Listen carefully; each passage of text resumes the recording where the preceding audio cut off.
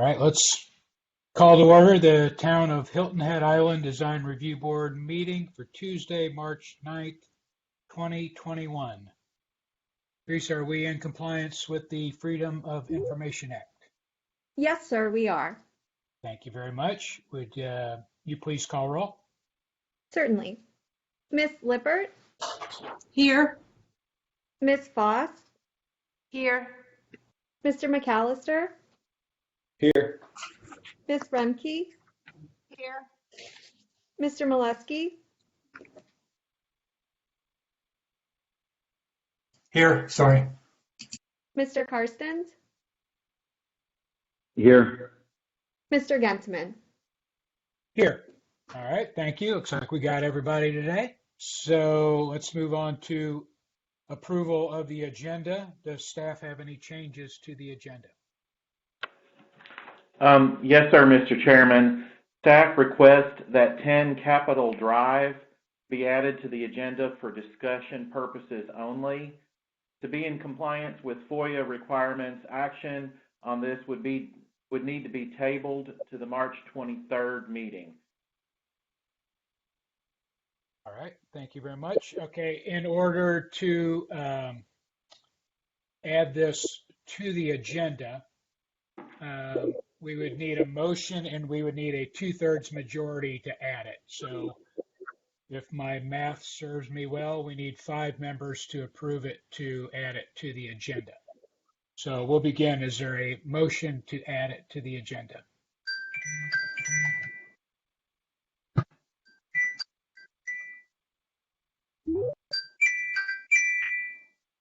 Anyone? I'll make a motion to add it to the agenda. All right, we have a, excuse me, motion from Ms. Lippert to add 10 Capitol Drive to today's agenda specifically for discussion purposes. There will be no board action taken because it was not added in time to meet the Freedom of Information Act requirements. So we have a motion. Do we have a second? A second. We have a second from Ms. Foss. All right, so that, first of all, let's vote on that, and then we will vote for a final approval of the agenda. So, Teresa, would you run roll for approval of adding 10 Capitol Drive to the agenda, please? Yes, sir. Miss Lippert? Yes. Miss Foss? Yes. Mr. McAllister? Yes. Miss Remke? Yes. Mr. Molesky? Yes. Mr. Karstens? Yes. Mr. Gentleman?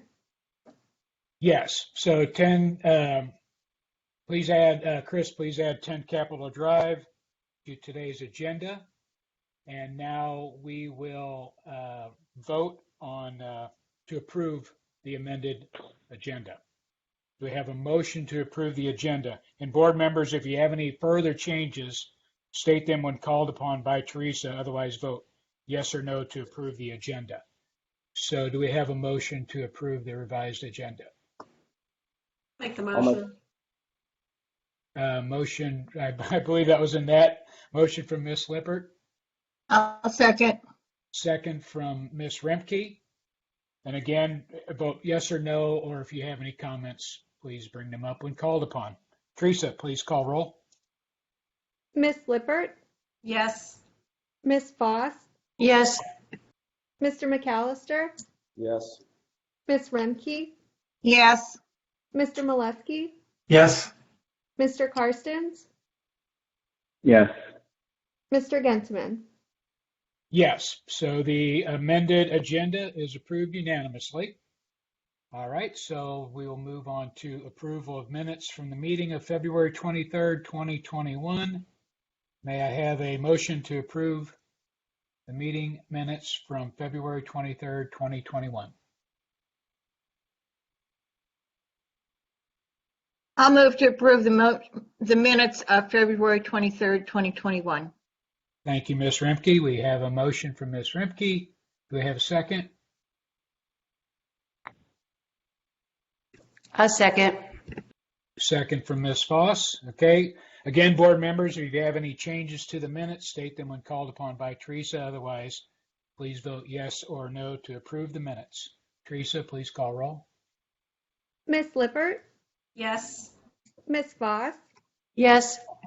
Mr. McAllister, Yes. Miss Remke, Yes. Mr. Molesky, Yes.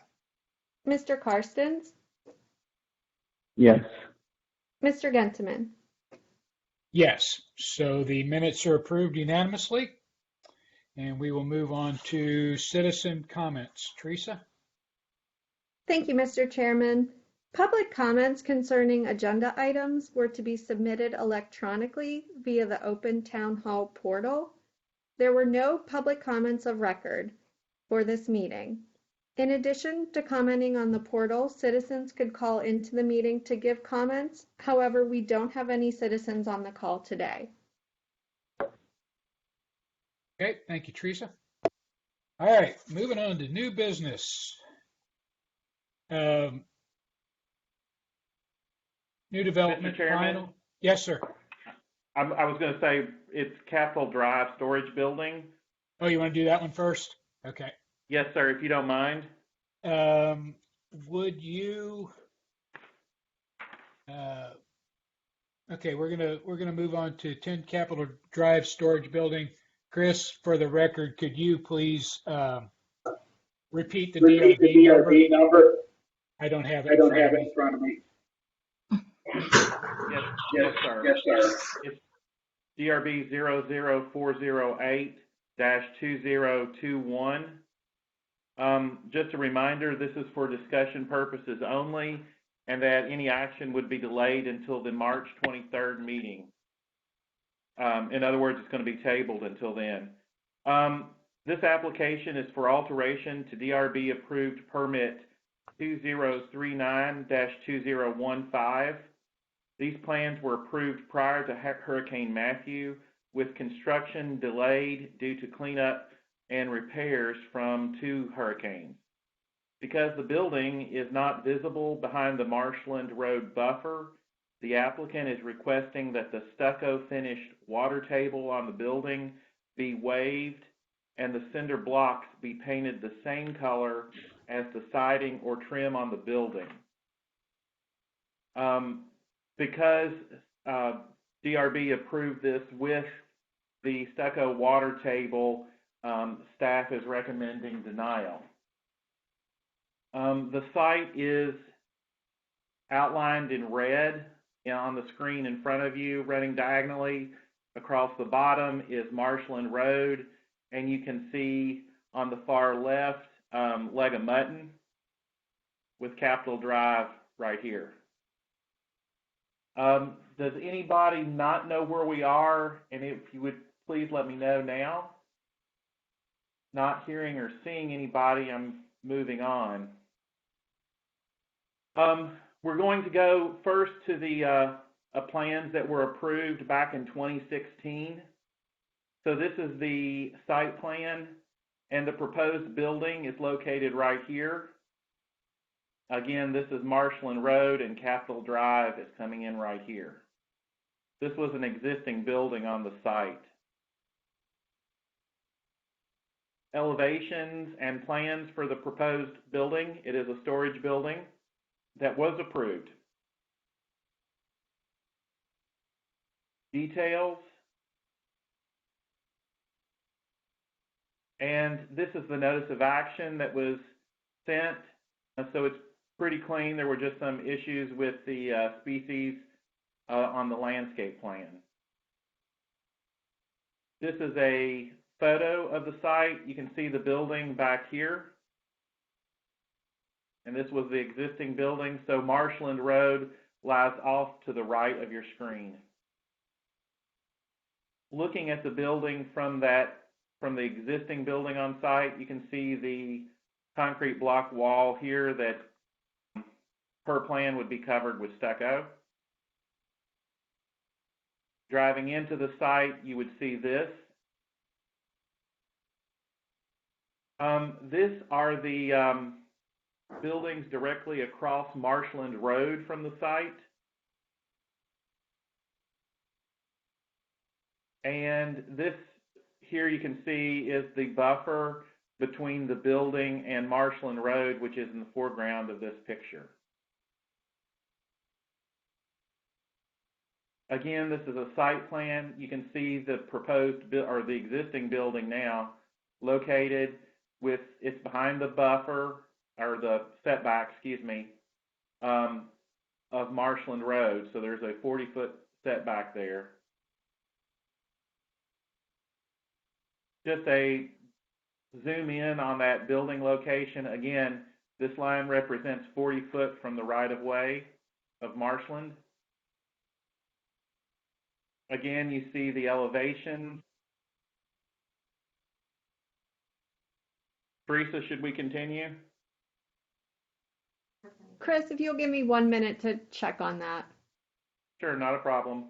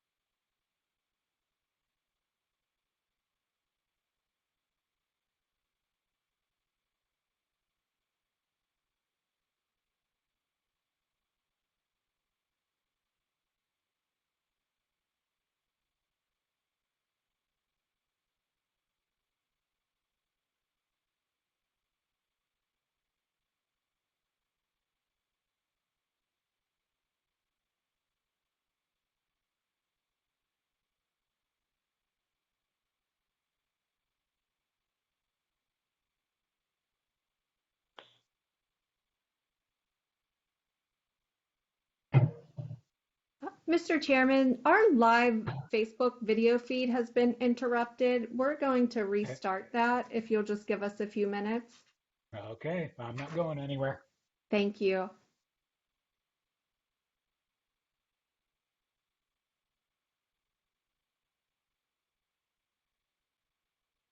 Teresa, can you hear me? Yes.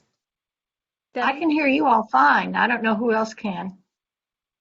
It's the Facebook Live. Oh, okay. All right. The blue jeans is working. It's the Facebook Live. I got you.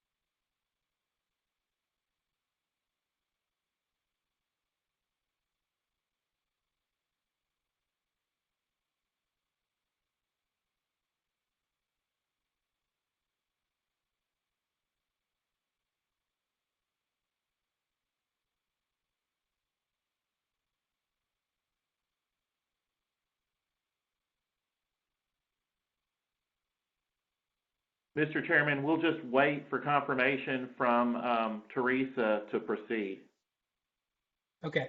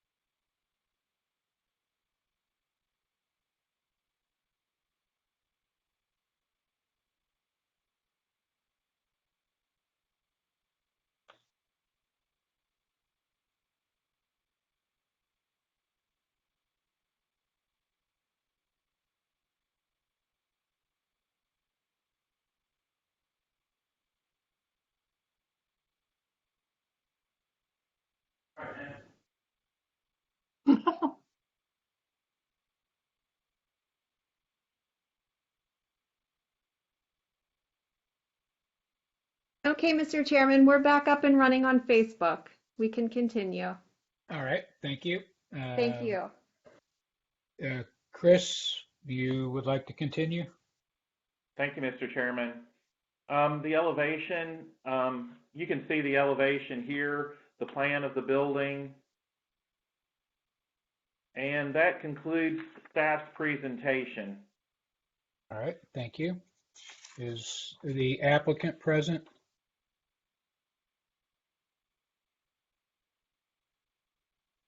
Yes.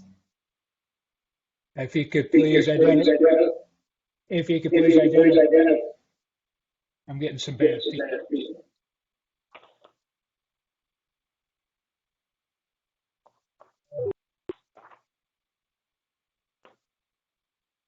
Okay, let's try again.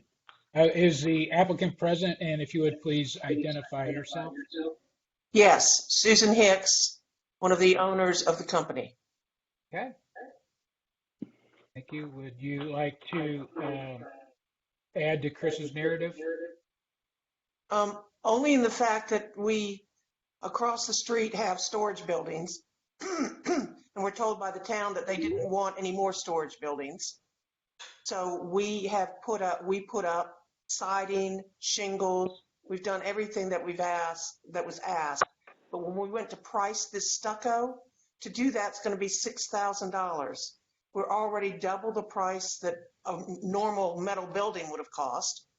And so we're just asking, since one of the requirements is to plant bushes here, if we can just dispense with having to apply the stucco.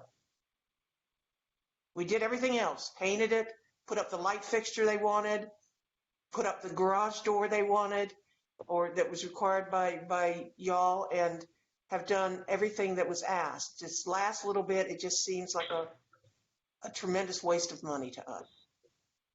Okay. We're a local owned small business. All right. If you wouldn't mind staying with us, we're going to go through the board. This was a project from 2016. Who, if you show me hands, who was here when this was reviewed? David and Kathy, probably? No, I know Debbie was. Debbie's probably the only one other than David. Were you here then? 2016? I was not. Okay. All right. All right. So Chris explained it. It was approved by a prior version of the board in which myself and Debbie looks like we're the only remaining members. And I think everything else is pretty self-explanatory. The stucco is missing, and the applicant is asking if they can just paint the CMU. So let's just go through the board again. Nothing will get resolved today, but we can give an indication of where the board would vote when it does come up formally. So let's just go in our let's just go in our usual order. Mr. McAllister, would you like to start us off? Sure. Well, without really seeing what the original approved colors were, I didn't get a lot of time to look at this. But my initial thoughts are, as the board, we're tasked with looking at buildings separate from landscape. So while I think it's great that we're installing landscape, the building does need to stand alone without planting. I'm not entirely opposed to it just being painted, but my concern would be seeing joints in the CMU. I think that would, you've already gone to this great length to make an attractive building. I feel like that would take away from it if you see, CMU joints, like block joints, it's just painted. So for me, if there was a way to make those go away and at least just have a smooth finish, I could be convinced to be on board. I don't know if that's just grouting the joints so that there's not, an indentation in between the blocks. that's kind of where I'm at, without having a chance to look at it too closely. All right. Thank you. And everyone here is commenting, I assume, without being able to go see it since this came up late. But if you actually have been to the site to see it, please bring that up in your comments when it's your turn. Mr. Karstens? Obviously, I can take what I can from the photos and from the previously reviewed plans. And I would say is, depending on the color selection, I would be behind painting the CMU 2 coats of exterior. But I'd also like to see some of the plant material that was part of the original submittal. I'm in the mode of I'd like to see the landscaping, even if the building has to stand alone. But I'm in favor of the painting, as long as some of those most prominent sides, the side that faces the building, the side that faces the entry, would actually receive the landscape treatment that was on the original plans. Okay, thank you. Thank you, Judd. Ms. Lippert? So for me, I find it that we really have to stand by the criteria of an approved project and not then mid-construction change what the criteria for approval were. So again, I realize today's a discussion. We haven't been able to go and see it. I mean, I lean towards going with what the DRB board had approved prior, just by virtue of that was the premises under which the project was discussed, and also thinking about would we, as the current board, approve a project to have exposed painted CMU? And I get there, my leaning would be that we likely would not. So my leaning, without having seen it, but based on those 2 facts, leaning would be to go with staff recommendation that the stucco shall be applied.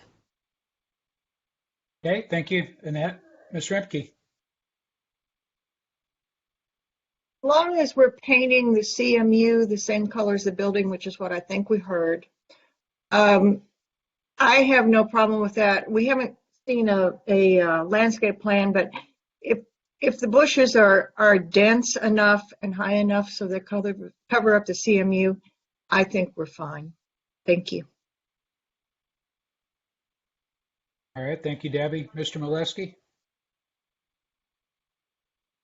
Yes, I agree with Ms. Lippert, both in that, you know, to go and second guess a previous DRB, I don't feel good about that. And if this was a brand new project presented to us, I don't think I would be in favor of approving a CMU block wall. So I think it needs to be stuccoed. And also I don't think that we are to rely on landscaping to hide or conceal anything either. So my vote would be to stick with the stucco. Thank you. Okay, thank you, John. Ms. Foss? I definitely feel the applicants paying $6,000 seems like a lot of money, but painted concrete block just is not appealing and it looks bad. We had a couple of examples of a landscape group that did the same thing and it did not look good. David, Mr. McAllister brought up a good point that if you could get rid of the grout lines, and I have no idea if it's possible, but if you could put a cement board on top of that and paint that so that we have a smooth finish. I don't know if it's possible, but I think if you could look into some cheaper alternatives to smooth out that block and make a paintable surface, you'd be better off. Thank you.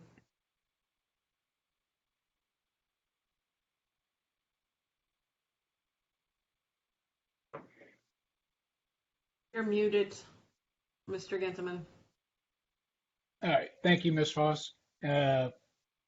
Yeah, I'm in agreement with Ms. Lippert, Ms. Molesky, and Ms. Voss. If this were a new project, we would not approve painted CMU. Uh, the board's always sympathetic to reasons for why things are, but I wouldn't feel right reversing the judgment of the prior board with something that we probably would, that I'm certain we would not approve as a group. So if there is a cheaper alternative, I'm hearing from the board that we would entertain that, whether it's a parge coat maybe, and not a true 3/4, 1-inch thick stucco that's painted. I think we would entertain that, but it's painted CMU won't look good, and it wouldn't fit the intention of the prior board's ruling. So, and if I do a head count, it looks like you would not have the votes to get the painted CMU. So again, if you'd like to investigate a cheaper alternative, just by parging it and painting it, we would certainly review that, and it would look like you would have enough votes to pass that. So, all right. And since there's no action or no votes or no motions taken on this, we will table this to the next meeting that the applicant would like to submit for, which is, what's the date for that, Chris? March 20. The next meeting date is scheduled for March 23rd. We do already have some applications in, so there should be a meeting on the 3rd. Okay. All right. So we will close the discussion on that. No action taken. And thank you for your time, Ms. Hicks. I just emphasize when the submittal date is for the March 23rd. The submittal date for March 23rd is actually today. Thank you, Ms. Lippert, but staff would work with the applicant to the extent possible to make that March 23rd deadline. Perfect. Okay. All right. Thank you. Okay, next, so let me back up here.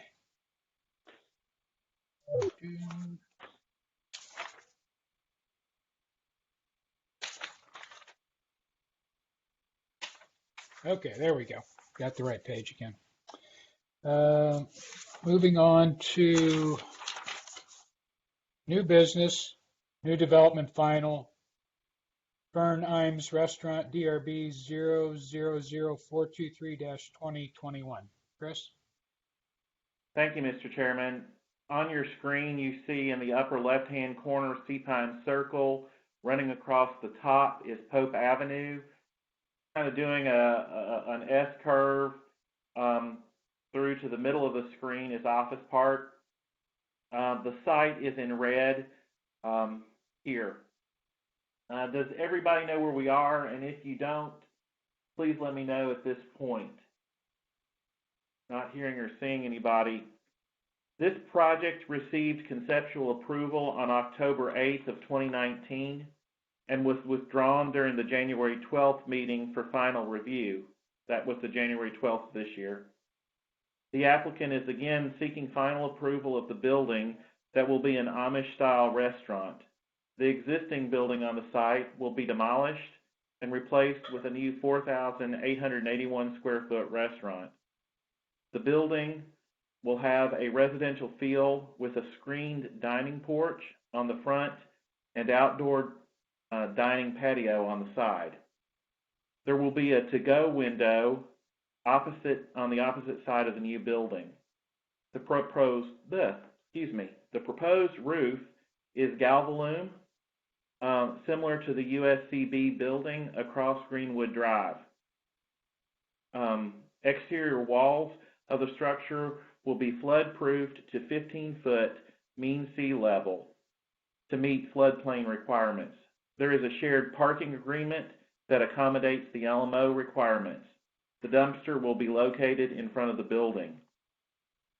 The landscape comment that was submitted by staff was not in order and was not appropriate. The landscape plan is the same plan reviewed earlier with the suggested changes from the DRB, so staff withdraws that comment. Based on the DRB's conceptual approval, staff recommends final approval. This is the color board of the building and an elevation of what the building will look like. You can see here is the existing, a survey of the existing plan, existing site with the existing building here. This is the proposed building.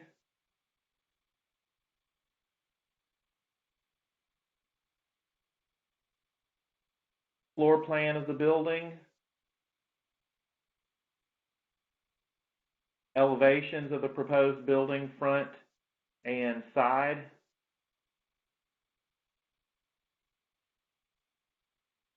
Back and opposite side. The east side is where the patio will be. A roof plan and dumpster gate or dumpster enclosure. Sections through the wall. More wall and column section.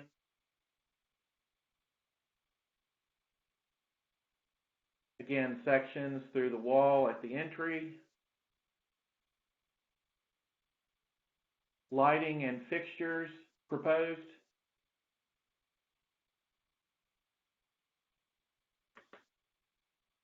Proposed gutter system.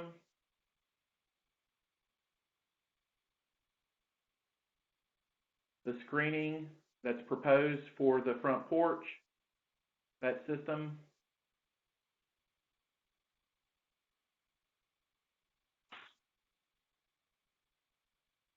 That's the color of that material. The proposed paver.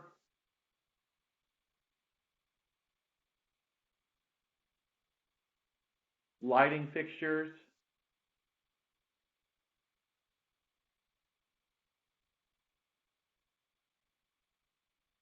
Fans. Landscape lighting.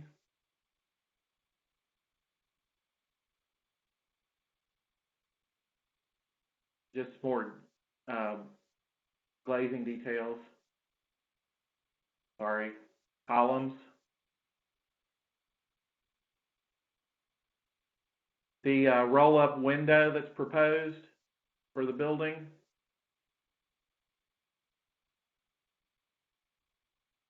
Color options. And this is the landscape plan. You'll note the podocarpus that have been added along the edge of the patio per DRB suggestion. And that concludes staff's presentation. All right, thank you, Chris. Is the applicant present?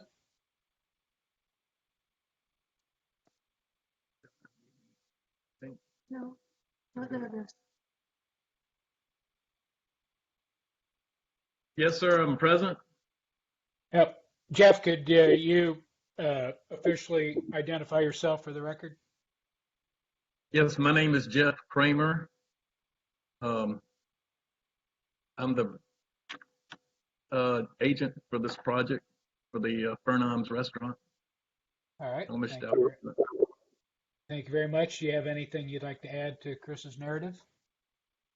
Yeah, I would like to thank the ARB for considering this proposal, and I would like to go over a couple of things that we changed based on your comments from our previous meeting. We added the buffering to the landscape plan, the pedocarpus. We did path level lighting, landscape lighting. We added dimensions to the details. And yeah, a lot of the details we added dimensions to. We also added the entry detail to the building so we could show what was under the entrance. We added the colored details to the trim around the windows. We updated the elevations that on the elevations for the changes that we did that showed the different changes in the elevations around the building for the service yard and other places. And we just added other details as required by the staff, not by the staff, the review board. So we feel that we added most of the stuff that y'all wanted. All right, thank you. Jeff, I know a lot of this design is based on flood, current flood information. Is it going to be affected at all since we're getting close to the new FEMA maps taking effect? Is it going to be affected at all by the new maps that you're aware of? The elevation with the buildings required to have on the flood requirement, the flood proofing requirement. Yeah, I understand it's pretty much not going to require one, is what I was told by engineer. Okay, but the only thing I'm trying to avoid is if you're kind of on that borderline and you either raise that water table or get rid of that water table due to the new flood information, that the design doesn't change. So the design will stay the same regardless, correct? Right. We'll have the same water table height, et cetera, we have now. Okay, great. So I'm going to I'm sorry, were you all finished? Yes, sir, I was. Okay, thank you. So we're going to run through the order of the board. So hang with us, Jeff, in case somebody has questions. Mr. McAllister? Thank you, Mr. Chairman. When this project came through back in January, I felt like it was approvable and it had my support. So as long as my fellow board members and the architects feel like the additional wall connection details and bracket details are satisfactory to them, it has my support. So don't have anything to add. All right, thank you, David. Mr. Karstens? Yes, thank you for addressing most of the comments. I have a question about the fixture schedule, the lighting plan, E1.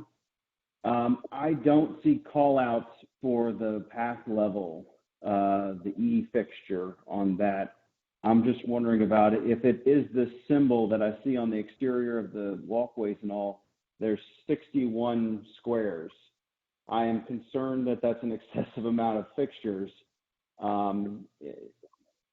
Is that the case? Could Chris blow it up for me a little bit? I'm sorry, I can't see it on the screen. I don't see a lighting plan, please. I'm sorry, no. Okay, I'm sorry too. Okay. I did. 61 does sound like a lot. I can't see it on the screen. I'd have to go grab a copy of it. I mean, I would think it would be no more than about 40, I guess, but I'm sorry, I don't know exactly without have to grab it. I'm fine with the fixture as long as yeah, there we go. Obviously making sure that you got coverage, enough coverage to meet the foot candles. But that would be my only comment on the lighting plan, is just being able to make sure it's understood, the spacing and the number of those path lights, since they don't necessarily seem like they're called out. And then I don't know if this is something that came up with staff. I understand that this is a tight site and the parking access, and we kind of waxed over it before. That dumpster location, I know ideally it would be sitting across the parking lot, away from office, away from that driveway. The fact is that we're taking out asphalt to put a dumpster really close to your primary access. And that is in a super visible place. Granted, we are screening it, I was wondering about the potential, considering you're going to be putting a pad underneath that dumpster anyhow, is pushing that dumpster back towards that sidewalk more, considering that corner as you come in off of Office Park Road is, I mean, it's wide open. There's no trees, there's no hardly anything between your building and the next building on that corner. The potential to push the dumpster at least back more, knowing that we still are going to have the hollies and the photocarpus surrounding it. Even if we could just shift it back 8-10 feet potentially, considering we're not going to be able to put it across the driveway in that parking area because it's off property. Judd, Can we this make is that? Chris Darnell. Yeah, Chris, I know I should have probably brought that up in conceptual, but it was one of those things. No, you're fine. I'm just looking, if you notice on your screen, there's a building setback line that dumpster is up against. Is there any way I know we're not in the mode of granting variances at the DRB. All I know is that's going to be that's more than the front of the building. That's what people are going to see on the approach, because it is right across from the sign that welcomes you into this section. And the fact is that this, the Riley's Plaza, this area can get quite convoluted, and it's unfortunate that this has to sit in this location. I'd almost wish that we could say that the dumpster would be put in the other side of the parking lot per, I'm sure there's an access or parking agreement with the rest of this complex. The potential for being able to put this dumpster in another location relatively close to this building. But and again, I can see what you're saying about the building setbacks. It is very unfortunate where this is sitting and what it's doing for access. What if I could just a minute. Well, let's make sure that we can move it, because I'm not sure that we can. Nicole, are you on the line? Am. Is it possible to get a variance to relocate that dumpster? Are you looking to relocate it to a setback or buffer location? Yes, into the buffer. I mean, you can apply for a variance. There's 4 criteria that would need to be met per state code for a variance application. One being that there's extraordinary or exceptional conditions that pertain to the property. And then 2, that those conditions don't apply to other properties in the vicinity. 3, that the strict application of the LMO prohibits use of the property. And then 4, that the application is, what can I think? Is not in substantial detriment to adjacent properties and the public good. So staff would review the application based on those criteria, present that to the Board of Zoning Appeals with a recommendation of approval or denial, and then the board would make their decision. So, Jeff, I gotta ask Jeff if there was discussions with the rest of that complex about the potential for putting that dumpster further, south on this plan, because I know that parking area, it's kind of the backside of the parking area, and it's got a lot of screening from, Office Park Road. When we discussed it with the planning department, they said our dumpster had to be on our property. It couldn't be on the other side, even though we had a shared parking agreement. It had to be on our property, and it couldn't be in the building setback. Okay.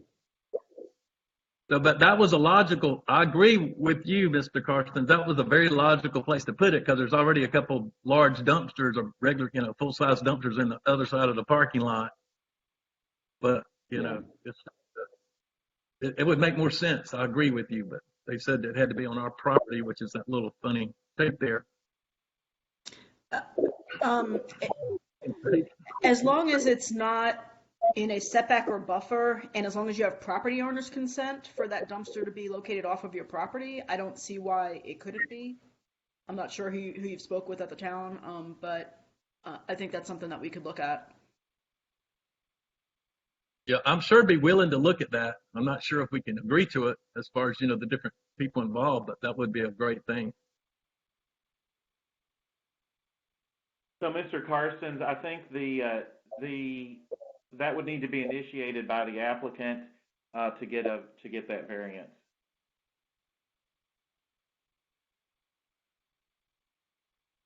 All right, that was it for thoughts beyond the lighting plan. Thank you again for addressing the planting comments I had. Again, I wish I would have raised the larger flag on this earlier, and I think it was, now that we talk about building setbacks, I think that was one of the reasons, or was the primary reason that it was located there, and that I would urge, on behalf of yourself and the approach to your restaurant, that you look to get it located either with the other group or with the other grouping of dumpsters, or at least somewhere less conspicuous for the complex. That would be, versus seeking the variance, it might be easier to talk with the rest of the property owners of the regime there. Would I need a variance if I don't have it on my property? Because I was kind of understood that the property had to be on the property of the building we're having approved, but if that's not necessary, that's even better.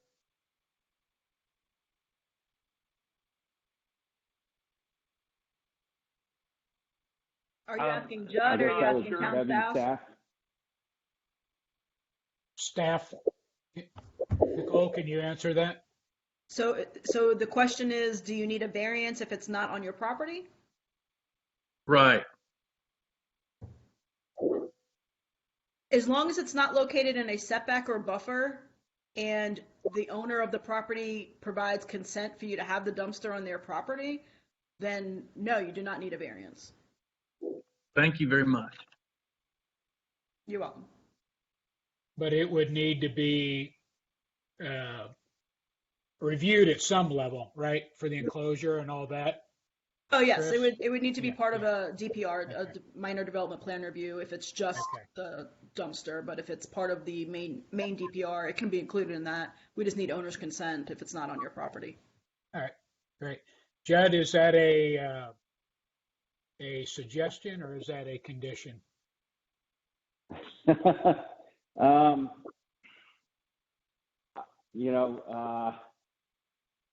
I'm very much against placing huge roadblocks, but I'd almost, for the sake of this, make it a condition for my approval. The treatment of the dumpster is great, and the fact that it is screened is awesome. Now that knowing that it's actually right on the edge of the asphalt and we're kind of impinging on that asphalt and removing some, it's too much of an affront, considering dumpsters and everything. We always seek to put those at the rear of the buildings and all, so, or in less conspicuous places. All right, thank you. Were you all finished? Okay, thanks, Judd. Ms. Lippert? So thank you for addressing a number of the items that were raised. If I remember correctly, one of the concerns was about the brightness of the roof color. Seeing the actual sample, I still think it is too reflective, and it would be nice if it was a darker gray. That also obviously then goes in turn with the gutters, which we're currently matching the standing seam. On the Maxim cold water light fixture, I'm wondering if the lens on that can go to a white translucent versus the cream, because everything in the project is in the grays and the reds, and the other fixtures have white translucent, so it feels, I guess, out of place maybe, but maybe you can, Jeffrey, maybe you can just point me to where that fixture is located. That might help me.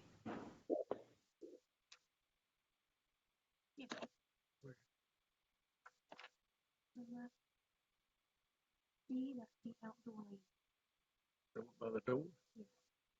Yeah, it's by the door. Sorry. By the front door. By the front door. Yeah, By the then front. my recommendation would be for that to also be in the white translucent, just like the other three fixtures. To me, that feels like it fits into the color scheme more appropriately. I may have missed it. Is the bike rack a new bike rack? And if so, did we see a cut sheet? Yeah, we sent a cut sheet for the bike rack, didn't we? We had one. Yeah, yes, we have one. Okay, I must have just missed that, so I was struggling. And then with regard to the service yard, will there be condensers in the service yard? Yes, ma'am. So my concern is, and I realize the new flood maps are about to be approved and all those things, but again, I might be misreading the levels, but if I just heard that the flood proofing has to happen to 15 feet AMSL, that would suggest that the platform for those condensers would be at the top of that service yard fence, and then the entire condenser would be exposed. Again, correct me if I'm wrong here. That's correct, but the flood is going away March 28th, and there's no doubt about it. So I guess that wouldn't be as big an issue. So But, yeah. I would have to make that a condition though, because I mean, we've seen it with a guaranteed approval date before and it hasn't gone through. So to me, it would have to be a condition that the top of the condensers are indeed fully covered by the service yard fence. Ma'am.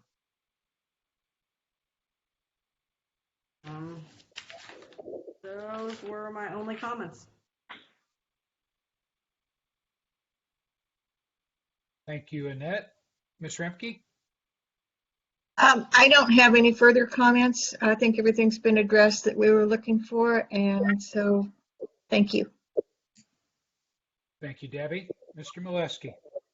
Yes, can you please help me understand the water table? Like what's the elevation of the slab of this building? 10 foot. Mean 10 sea foot? level.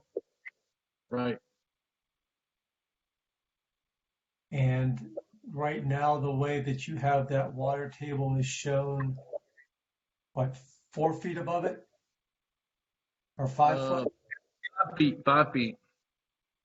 Okay, so come March 23rd or March 28th, when that goes into effect, the only reason that you have it at that, no, thank you very much, Chris. The reason that you have it shown at that 5 feet above right there, okay, perfect picture, is because of today's criteria, and then that will drop 2 feet then, and effectively become 13 feet instead of 15. Is that correct?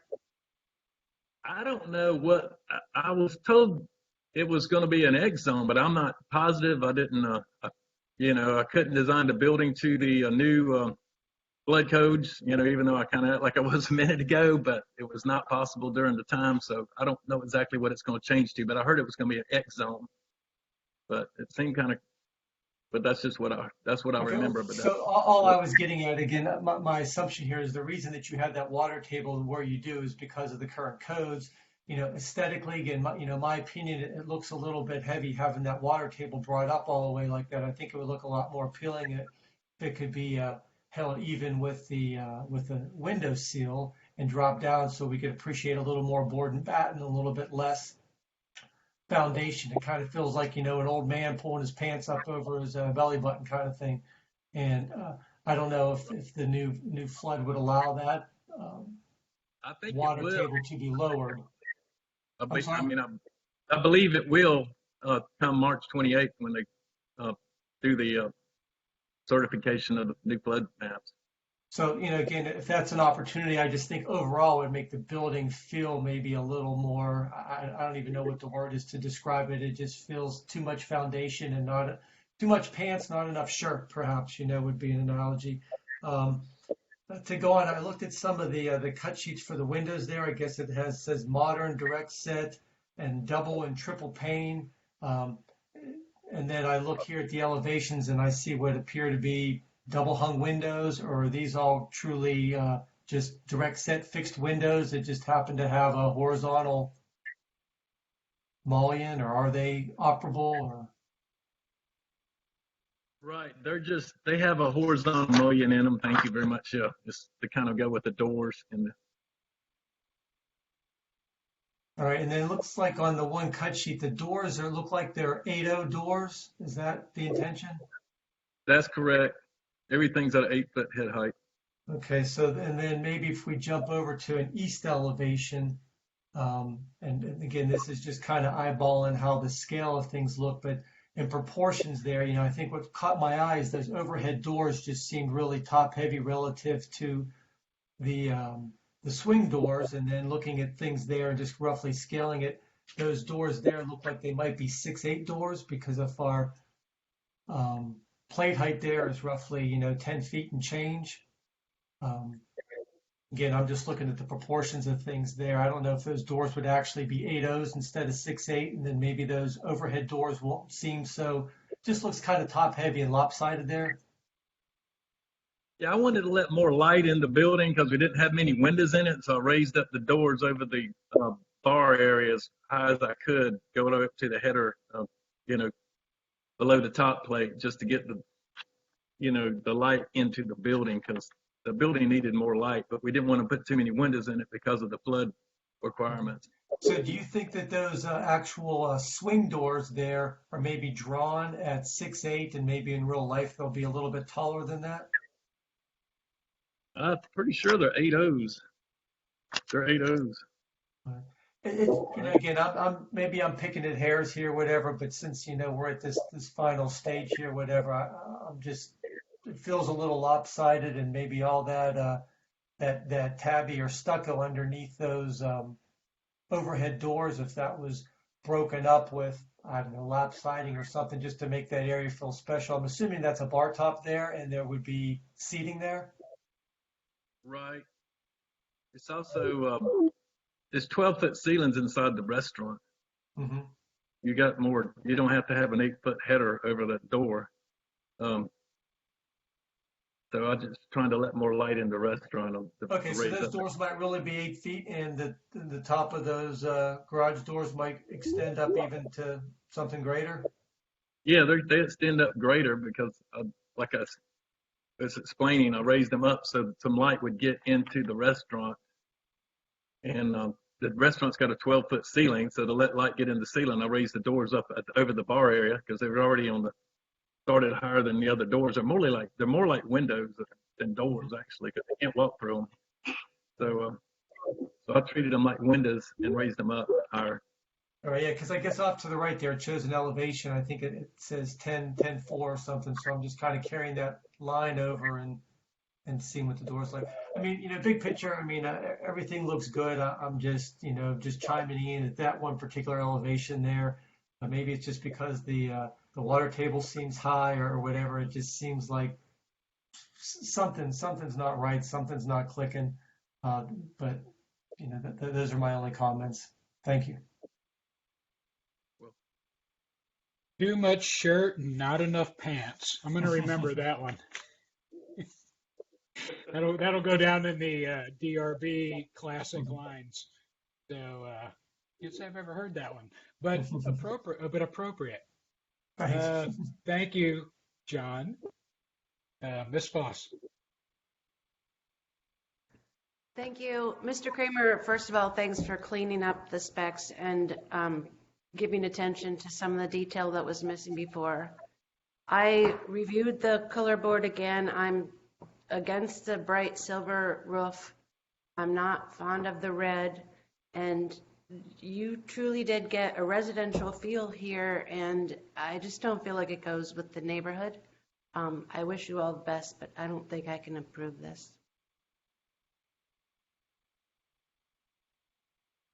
Thank you.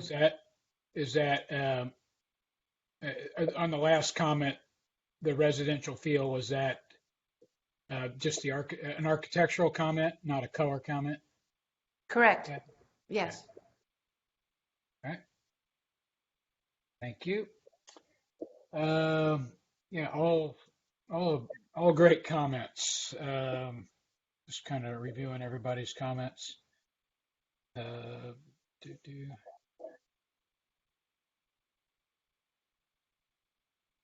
Yeah, the Mr. Molesky's comment, and the more I look at it, the more something does look amiss. If you compare the east elevation to the west elevation, the batten above the doors on the west are shorter than the battens above the door on the east.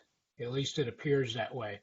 So just maybe something just didn't translate to scale, but if all the doors are indeed 8.0, I think that would need to be confirmed in any motion. And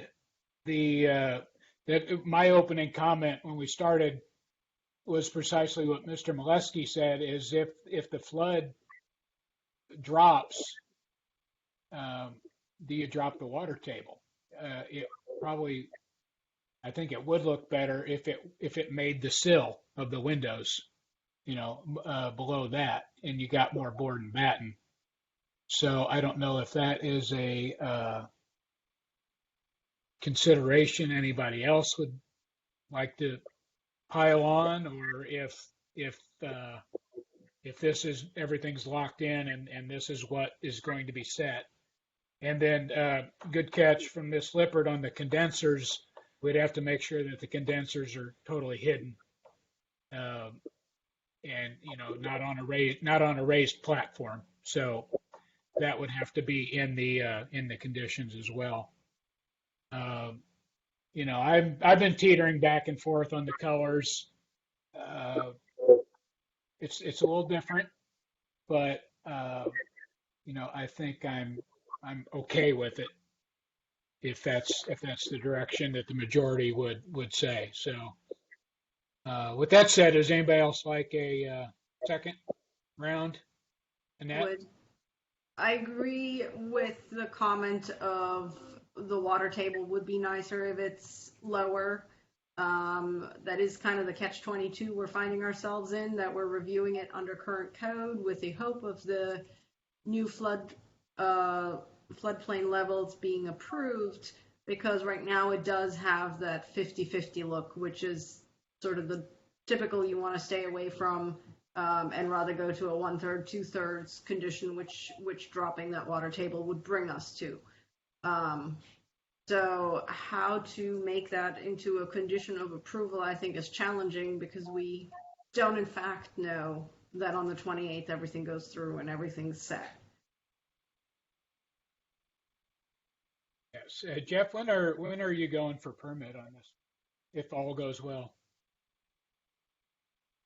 It'll be, excuse me, it'll be after, it'll definitely probably be after the 28th, or right after it. But we would definitely have a problem dropping the water table to the window sills. If that's allowable at that point, it'd be wonderful. Okay. I think we could make it. That's a pretty clear condition. And I think it would be, as Mr. Molesky pointed out, an improvement if it were lowered. So I think we could make that, if you all submit it tomorrow under current flood maps, then this is what it is. If not, if it's under the next generation, then I would definitely lower that water table. So anybody else want to follow up? All right. Okay. All right, so we've got some, I think really the one sticking point that would make this a close vote is the colors. I got, as far as I can tell, David, Judd, Debbie, John, you didn't mention colors. What, you okay with the color scheme? Yes, Mr. I'm Malinsky? I'm okay with the colors. Okay. Thanks. And all right, so I think we have enough information to put forth a motion to move this along with some conditions. And I'd be willing to do that unless anybody else wants to take the lead on it. May I throw out another comment? I'm sorry, what was that, John? Can I throw out another comment or suggestion? Yeah, sure. Or Chris or Teresa is ever in charge of the pictures there. When I'm looking at the cut sheets, there's a very nice cut sheet. It's a color cut sheet of the aluminum door system, and it shows a nice overhead glass door with a countertop and a bunch of chairs in front of it. I don't know if you're able to. Yeah, really give me a quick minute. It looks like it's page 33 of 180 on the, or 34.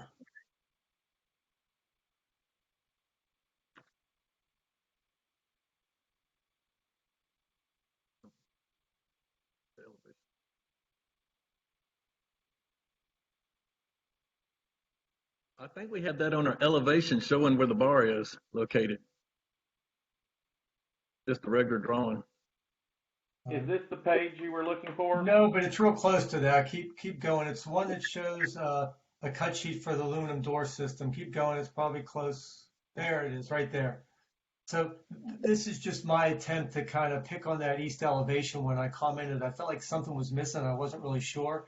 And right here, you could kind of see to the left of that nice overhead door, because like you had mentioned, what do you go by, Jeff or Jeffrey? How you had those overhead doors up nice and high. How there's a transom over that door to the left and the door to the right. Maybe a thought would be to add transoms over those doors that would align with the with that overhead door. Then maybe that will kind of make everything kind of feel like one big assembly and create a nice horizontal sight line.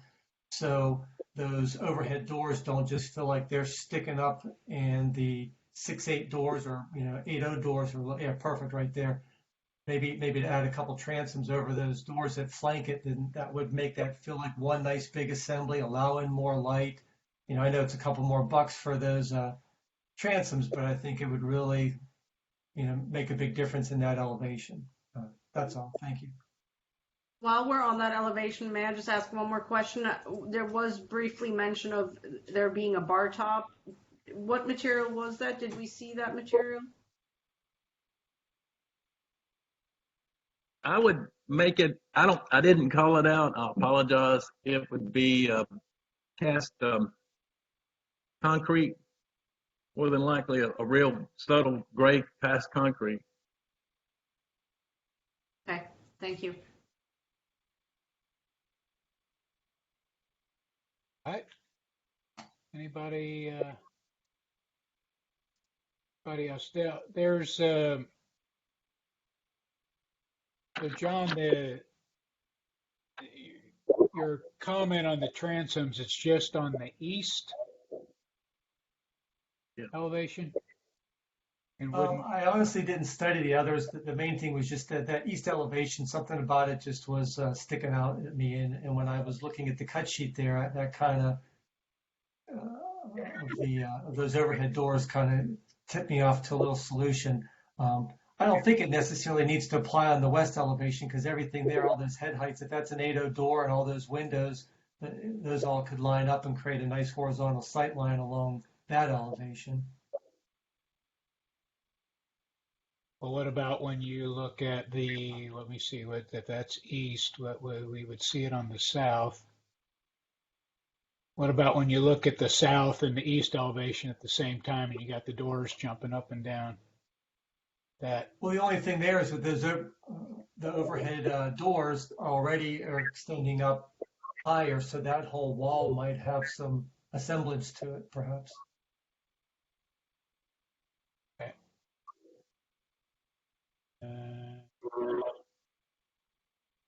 Bear with me for 1 second.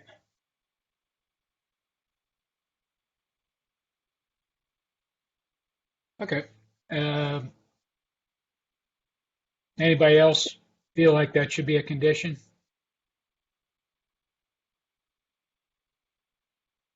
Okay. All right. Okay, any further discussion? All right, I'm going to take a shot at this. Get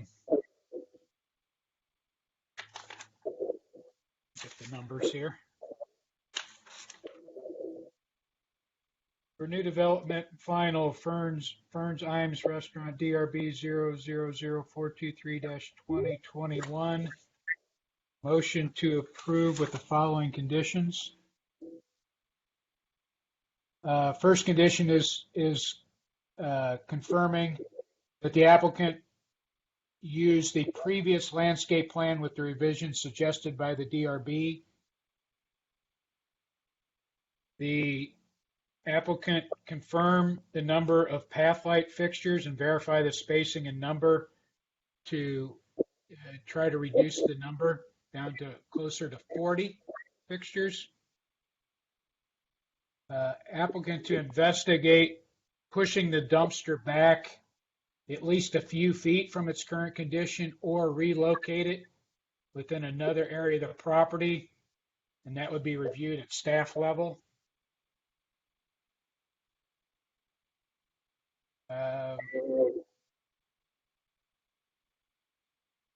Applicant to confirm that the condensers will not be visible above the service yard fence.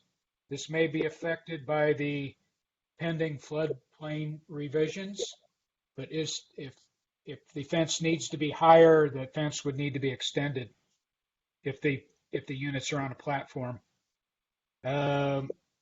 Condition to lower the water table to sill level from its current level if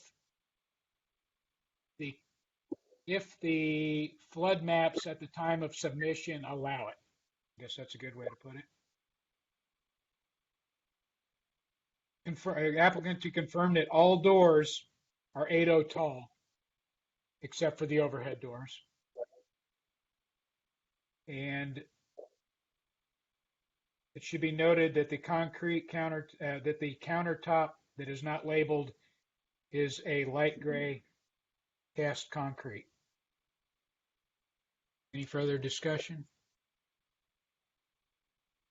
Do we have a second? It sounds like everybody else was fine with the exception of Ms. Foss with the color of the roof.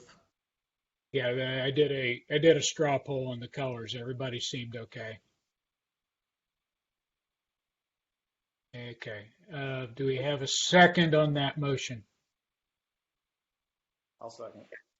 We have a second from Mr. McAllister. Any further discussion, additions, subtractions before it goes to vote? All right.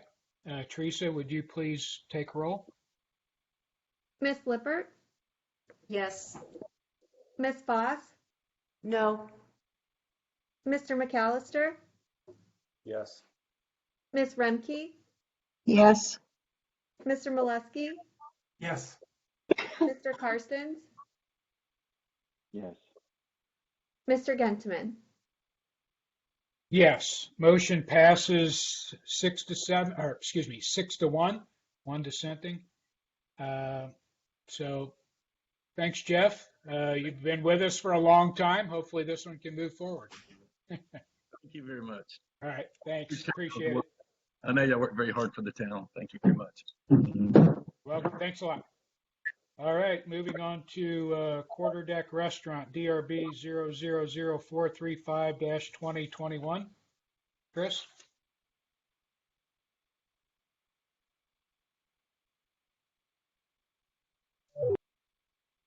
Thank you, Mr. Chairman. On your screen, you see Harbor Town and the iconic harbor. The site is outlined in red just north of that. I would point out that Schooner Court, which was before you all, is to the right of that site where the cursor is right now. Does everybody know where we are? And if not, please indicate right now. Not hearing or seeing anybody. This project received conceptual approval at the last DRB meeting and is seeking final approval today. The architecture of the proposed building aptly addresses its coastal setting with details like column porches, tabby finish stucco, shingle and clapboard siding, and eaves with exposed rafter tails.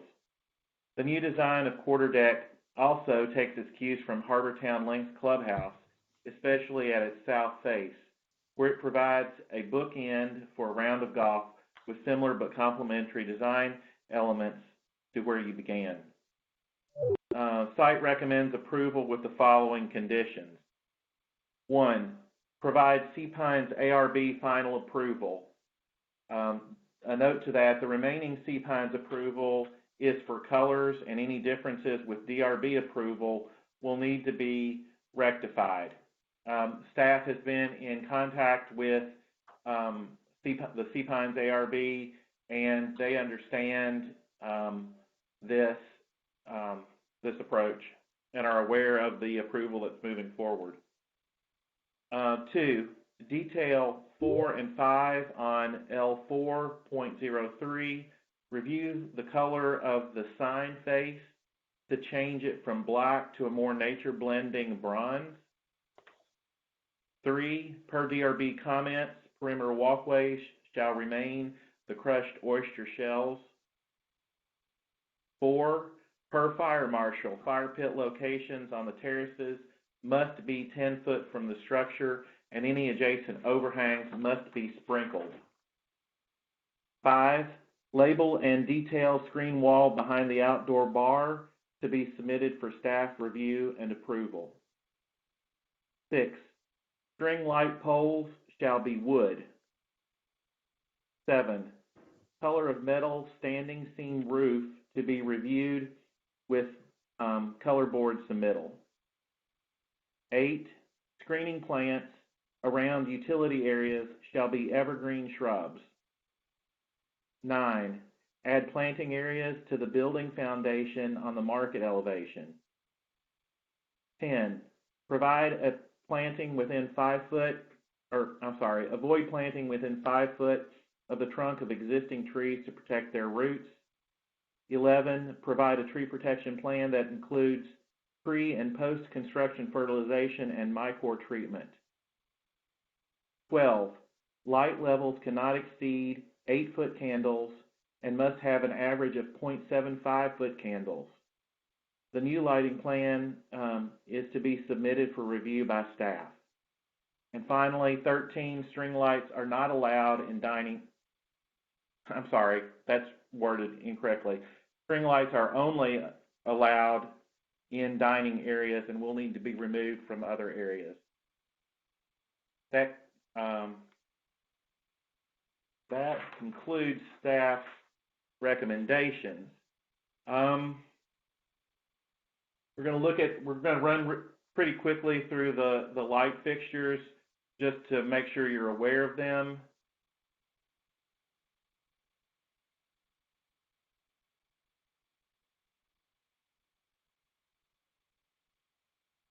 These are all details for the light fixtures and cut sheets.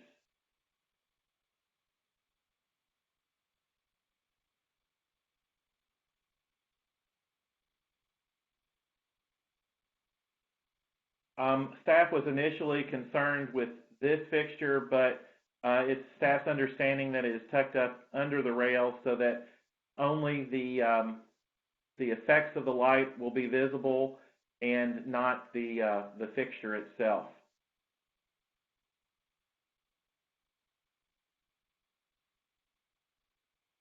Landscape lighting, uplighting. Just respond, Amy Johnson.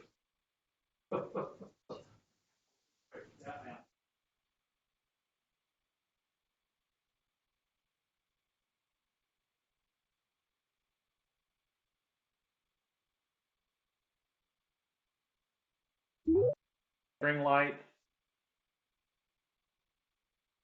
the pole, the proposed pole.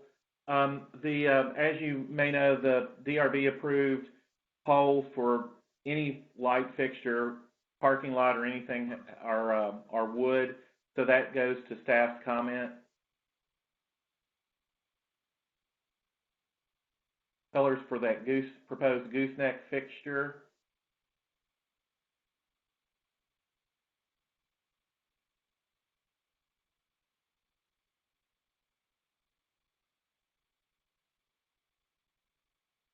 This is the proposed site plan.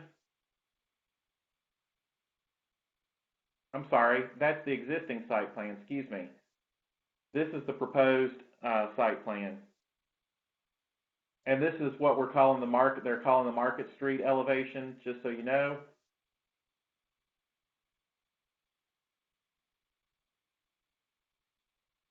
Again, the master site plan zoomed in. This is the Harbor Master building.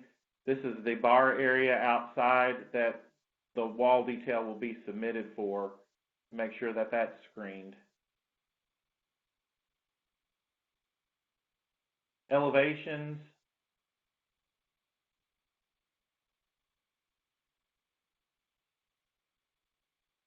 Site details.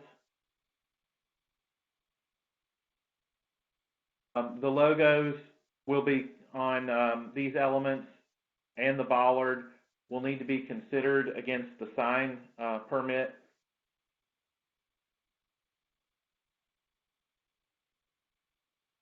See the proposed string lights here.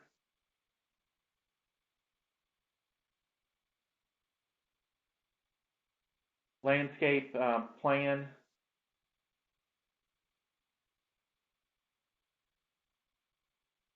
Existing site plan. Proposed.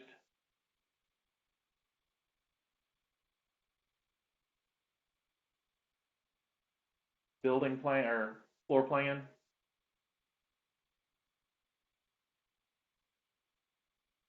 Roof plan.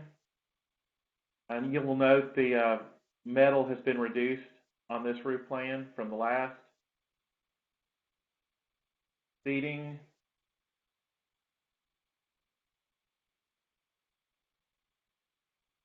Elevations.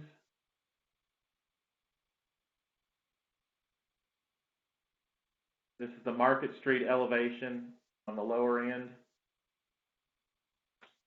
So I'm sorry, the proposal was to put more landscape areas in this area.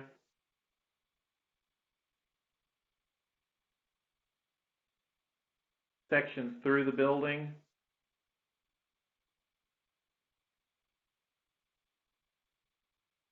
The color board and elevations, colored elevations.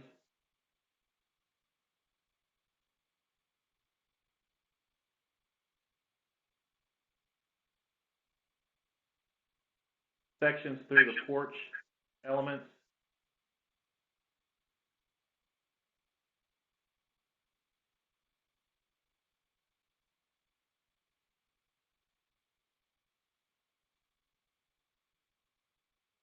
Again, more sections and elevations with materials specified.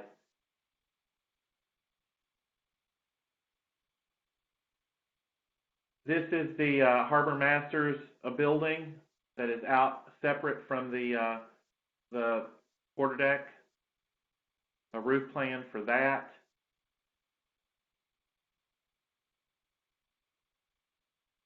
Elevations and colored elevation of what that would look like.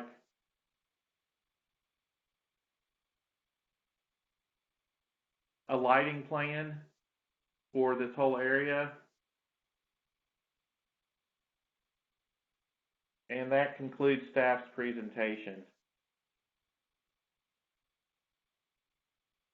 Thank you, Chris. Chris, are there any items on staff's recommended conditions that would not be reviewed by staff? Some of them were noted as being reviewed by staff. A couple of them, like which one? I thought I circled one. like the planting areas at the build, number 9, add planting areas at the building foundation and market elevation. Is that do you think that's staff level? Staff is comfortable reviewing those for approval, Okay. unless you all think otherwise, but staff is Okay. comfortable with All right. reviewing all. Just don't want to throw anything on you don't want. So, okay. I appreciate that. Thank you, Mr. Chairman. All right. Let's move on. Is the applicant present? And if there's multiple people, please everyone identify yourself. Hi, this is Isabella Kleitz. I'm with the Hart-Howerton Architecture, Landscape, and Interiors team, and I'll be representing the Quarterdeck Restaurant with David Rao and Cliff McMacken, who are also on the call. All right. Welcome, everybody. You have 10 minutes, Teresa, if you start the timer, if there's anything you'd like to elaborate on Chris's presentation. Thanks for the opportunity. We looked through all of the comments from last meeting and were very meticulous in making sure that we addressed each one, and we're conscious to go back and forth with Chris about any confusion or clarifying certain items. There are only a couple items that I thought might be helpful to review with the board in advance of us responding just to the staff level. And that was the light poles and the planting areas at the market. I just wanted to make sure that I understood from the conversation last week or 2 weeks ago. I thought that there had been sort of a back and forth discussion about putting planting beds at the market elevation versus someone else I thought had said potted plants.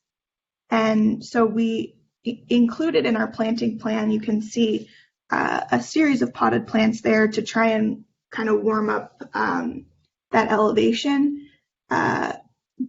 But we, from a design perspective, we thought that adding planting beds there is kind of counterintuitive to this like market kind of more mercantile feel.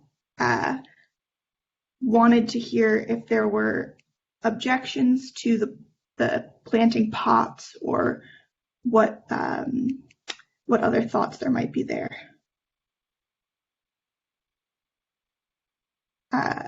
Why don't I run through that one and the light poles just in one go? The specification for the light poles, which is on pages 142 to about 147 of the packet, those are based squarely on the existing light poles on the boardwalk. You guys know it much better than I do, but they have those poles with similar, if you go a couple slides after this one, it shows the PM30 is showing that bracket, and then you can see also the shade of the light, and it's this fiberglass, which matches the material of the existing light posts on the boardwalk, is just a lot tougher than wood, and just in this environment, we thought that it would make more sense in terms of longevity there, and it's actually resistant to corrosion. And this is also a series of, I think you can see actually in probably the last page or the second to last page, we have the rendering of that kind of continuation of the boardwalk, which would tie in those lampposts to the already existing ones. So I wanted to make sure that we understood and were responding to the feedback from everyone regarding those 2 points. Can I interrupt for just a second? Chris, was the wood comment for the string light poles, right? Not the light standards? Or am I missing something? No, it was for the string light poles. The string lights are strung from lamppost to lamppost. Oh, okay. All right. So they're the same thing then. Okay. Sorry. Yeah. Okay. Sorry. Keep going. No, that's all I had to say, and I'm happy to respond to any comments people might have, just to make sure that we're seeing through the vision of everyone here. Okay. Could you address the Harbor Master building, and if anything is different from the last time we saw it? Nothing is different from the last time you saw it. Same design, same location, same everything? Yes. Okay, thank you. All right, if you all hang tight, we will go through the order.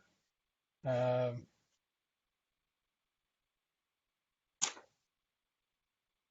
going to start off with Mr. Karstens this time. Judd?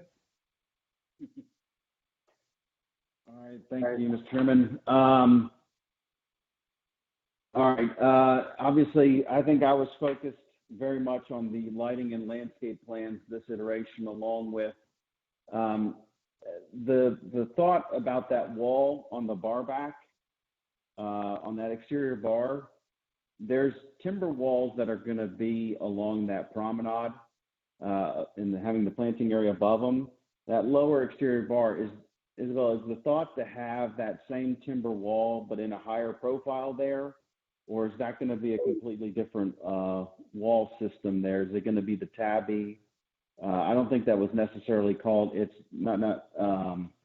It's called out as a 48-inch back bar to screen ice machine, but it doesn't necessarily say what on sheet L101.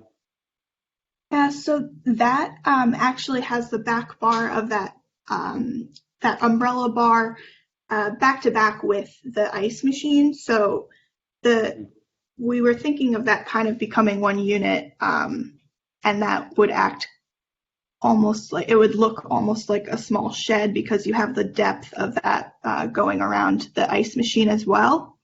And that would be painted a similar color to the building just to kind of make it disappear. Okay, so what would that material be? That would be just wood, or potentially composite wood, just since we're, right there at the water.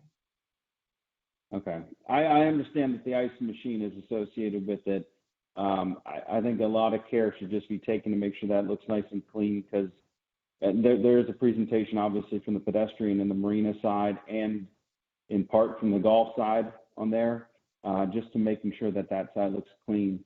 While we're also on the sheet, I think your boardwalk component from the wood bench up to the backside of the mercantile, I think that is mislabeled. It's labeled as R4 right now, but I think it's supposed to be R5.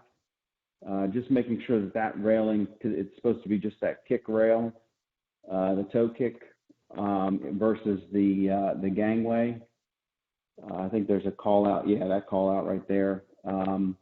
Just making sure that that's clear and that the gangway is just associated with that entrance into the restaurant. That's a very good catch. We'll make sure that that's updated. I'll hit on the lighting first. I'm in favor of the light poles as you presented them being black, because then they'll match up, as you said, with the pier. I think there's a total of 10 fixtures, and they are on the pier side, and then there are 5 fixtures that come down across the front of the mercantile towards the harbor. I think those 5 fixtures, yes, if you're thinking of producing more of a streak to this side of the mercantile, I think that those work well then tying into the pier. So I'm in favor of them not having to be wood. What I still struggle with is the string lights. I think we wouldn't have them, if we go to the lighting plan, Chris, LD 100.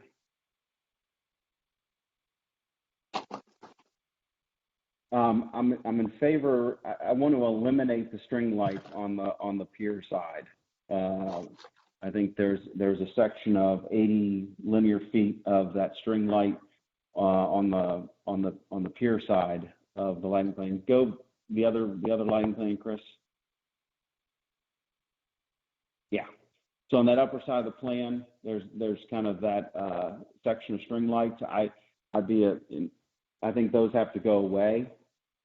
And if we're thinking about having string lights on those lower set of 5 poles that I mentioned before that come off of the Mercantile and down towards that oak, I think the focus, if we're thinking of applying those to a dining area, and you all talk about having dining opportunities outside of this Mercantile, let's find ways to run these string lights as you've shown in your example photo, where they're actually crossing over the walkway and maybe even either attaching to the building or having some kind of attachment closer to the building, so they're actually going across, being able to set up that space at the base of the steps in the Mercantile and really being able to queue up that end of the building.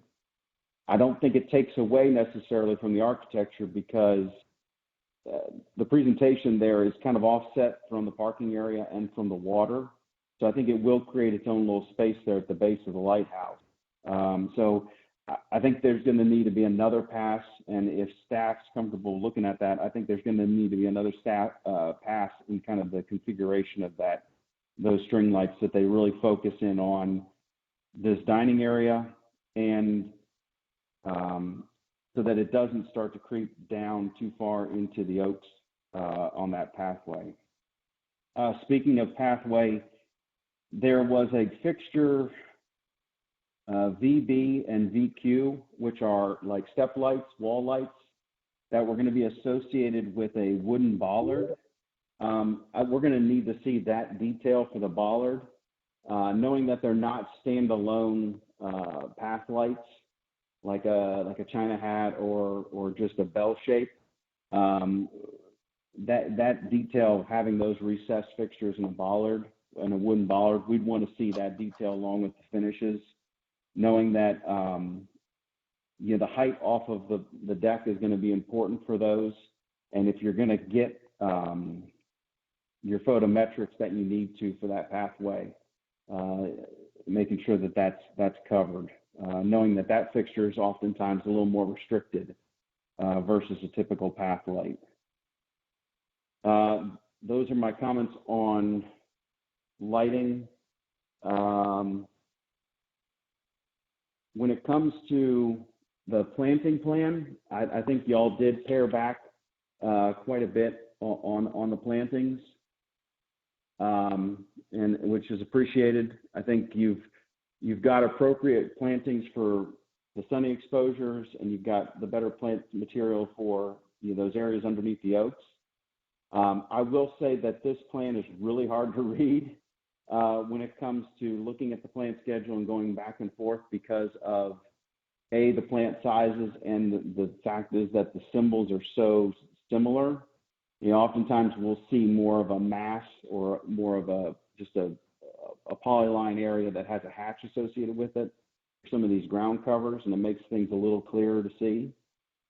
I will say is, I think, and I actually went in and I actually did like my little highlighter just so I could really see which ones are which. I would encourage larger masses. I think along with staff's comment about staying 5 feet away from the base of the oaks, I'd like to see the materials that you've taken, and just being able to maybe make those masses a little bit more contiguous. I think they got broken up, and there might be too much of an effort to make it look naturalized or a little random.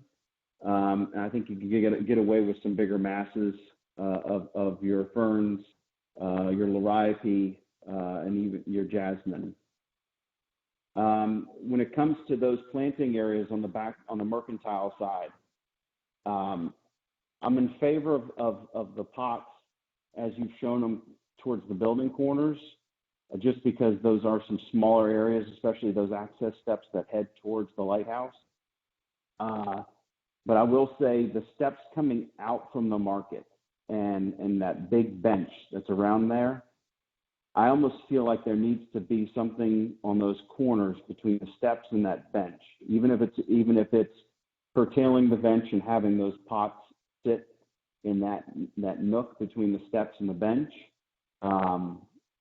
It feels like there at least needs to be some green. I do understand this the more urban feel, but if we think about ourselves as, you know, the Portofino, or if we think of ourselves as the Martha's Vineyard or Nantucket or something, whatever it is, even these smaller little mercantile areas, they have these opportunities for having green at steps, at entrance points that help to kind of soften, especially a bench area like that. So I'd encourage that. And my last thing, I swear, is I saw creeping fig and the jasmine, both of the vines and display. I was wondering where those are, because I didn't necessarily see if you were going to have a trellis or a structure that those were going to be associated with.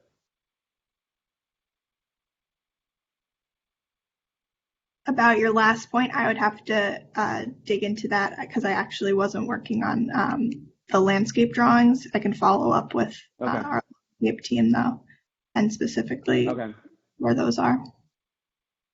Yeah, I kind of figured that they either try to maybe associate that with the utility enclosures maybe, but I just wasn't seeing those symbols. Maybe David or one of my fellow board members got a glimpse of those. But I think it was very thorough, and you did address the comment. The firm addressed the comments as far as reducing some of the palette, and I think getting into the lightings more. I'm liking obviously a lot of the low-level lighting, and just hopefully we can keep refining the thoughts on that string light and making it, getting the most out of that.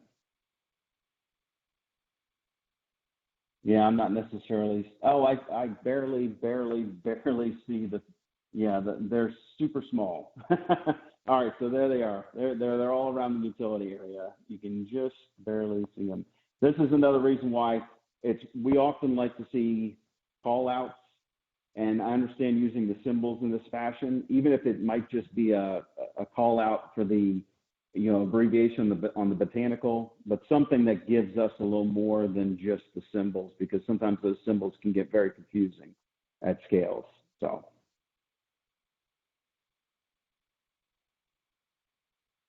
But all in all, I really enjoy the project. I think it's come a long way, and you've definitely taken a lot of the comments from Conceptual and have moved them forward. So thank you. Yeah, thank you. All right, thank you, Jed. Ms. Lippert? Thank you. I have a couple of questions. Let's see, I'm going to kind of probably, while we're on this plan, I'd like to ask, there used to be a kiosk that was across from the service yard. Is that being proposed to be moved? Yeah, you can see actually now there's the 3 kiosks have shifted. So you can see that one that was across from the service yard. We heard the comments about that pathway being tight, especially with people queuing for the kiosk right there. And we wanted to make sure that that was an open thoroughfare, so you can get to the boardwalk. So the kiosk locations right now are up there on one side of the vehicular drop-off. The other kiosk is on the other side of this utility area, which actually can be accessed through this path, which is within the landscape a lot more. So, and then the kiosk down there is right on the boardwalk.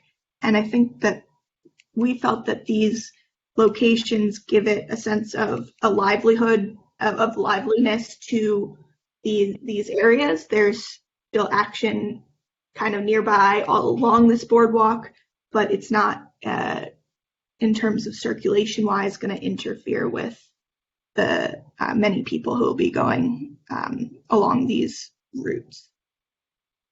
Thank you. Yes, I appreciate the shifted kiosks. I do really think it makes a big difference in what was a real pinch point to the existing boardwalk. So I do appreciate that shift. I'm going to go to materials here for a second. Chris, could you go to A4.11?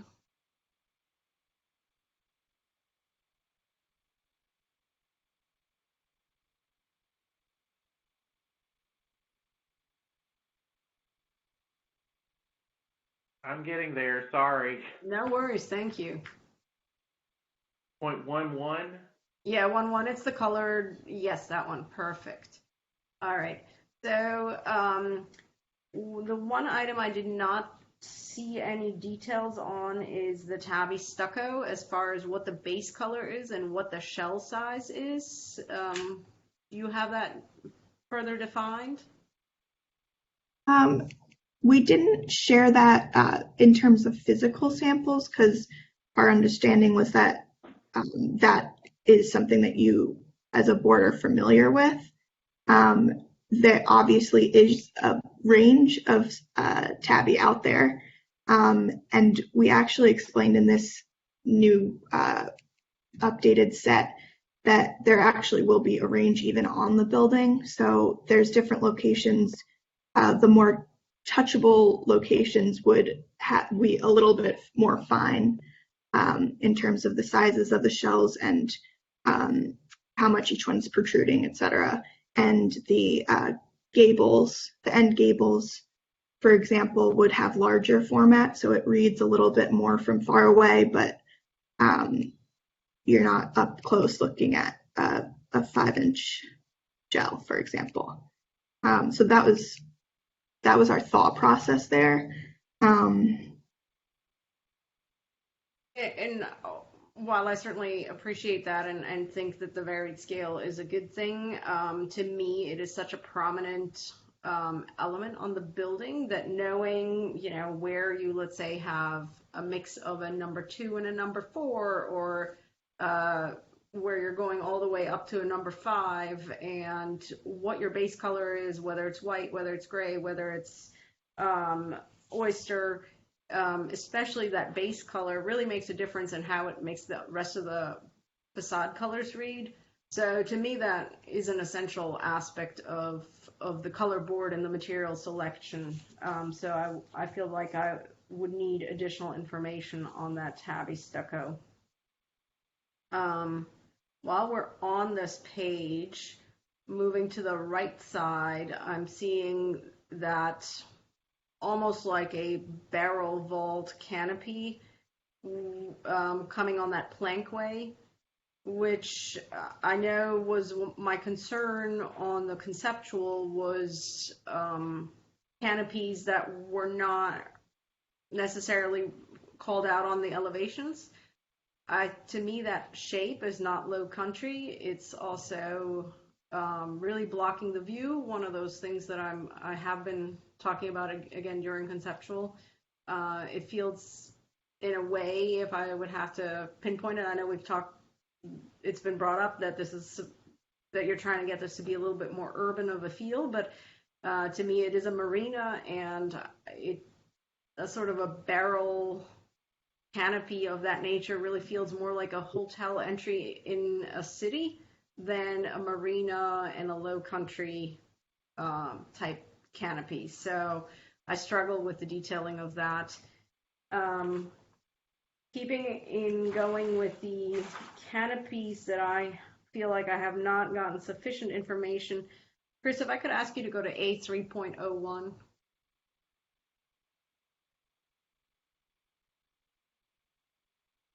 And so there are a number of canopies that are represented just with a very skinny rectangle. And so I feel like I don't know what the structure's like. It feels like an added element that, again, is blocking yet more view for people. Can you talk to the structure of those canopies? Yeah, those actually will be, we're tracking down the exact manufacturer now because there are a couple products that are very similar from different manufacturers, but it'll be a cantilevered canopy. So the metal structural system is like most canopies probably that you've seen is going to be holding up the fabric and kind of hidden underneath, and those will be fixed to the columns, which you can kind of see in the drawn elevation here. They'll be super simple, and we're actually, all of the lines that are there are exactly what it will be. So it's not even really representational. It's going to be the simple, the canvas with a tiny blue trim, which we show at the entry as well. And these here you can see actually, those have posts holding up just at this location, which is the octagon portion. Every other location is cantilevered out. Talking about underneath that posted area, there is a skinny rectangle that also in the renderings appear. Am I understanding correctly? They're just planes, they don't connect around the corners. I mean, does it have a triangular frame structure to it? What color is that metal? I just feel like I don't have enough information on these canopies yet. Is it possible to zoom in actually to the rendering? Because where would you like me to zoom in? Where I was? Into the top left rendering portion. Oh, sure. Hold on. Give me a minute. Yes, exactly. They don't wrap the corner. They're each rectangular and cantilevered out, which I'm not sure if this is okay, it looks like that's as clear as we're going to get. This clarifies, right? I understand why I sort of felt I didn't have enough information. Yeah. Yes. Because we would need to know the metal color. Is that going to be painted the same as the canopy? I don't believe we saw, again, correct, could pull up the photos from looking at the color boards. I don't know that we saw canvas samples. We did not share a canvas sample. We are in the process of finalizing which one in terms of the best durability and fit for this near water location. Because if I remember correctly, there were 3 colors submitted: the blue, sort of cream, tan, and then the roof color. I'm just looking back at my photos of looking at the color boards. And so not knowing the canvas colors, not knowing the oyster base and shell sizes leaves me with not knowing, I'm going to say, a good portion of the exterior facade. So I feel that would definitely need to be submitted and approved in understanding those. I'm going to move on. Let me just see here. We could go to A413.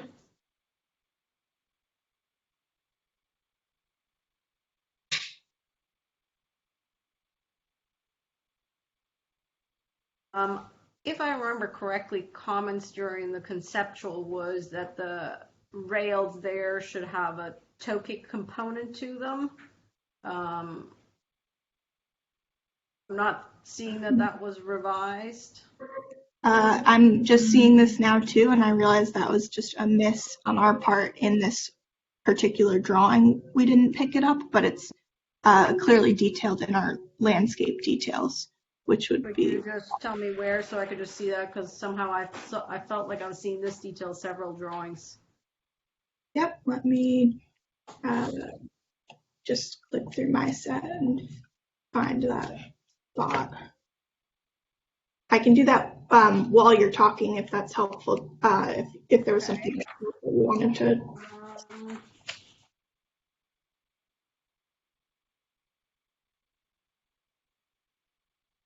Because also on A411, I was not seeing a rail condition. I'll shift to the Harbor Master building then, which is HMA 301.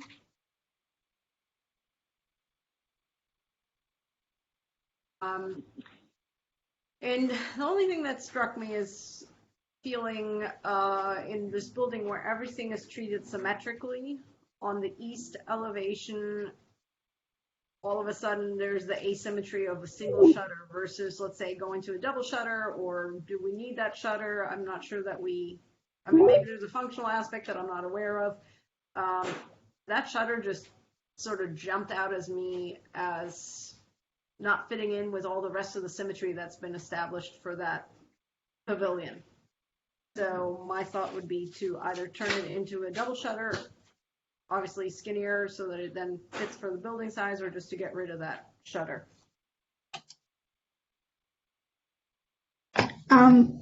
We kind of have that as a consistent language. There are single shutters on the market elevation as well. The thought here was that it's really such a small window comparatively to everything else going on that it just sort of simplifies things.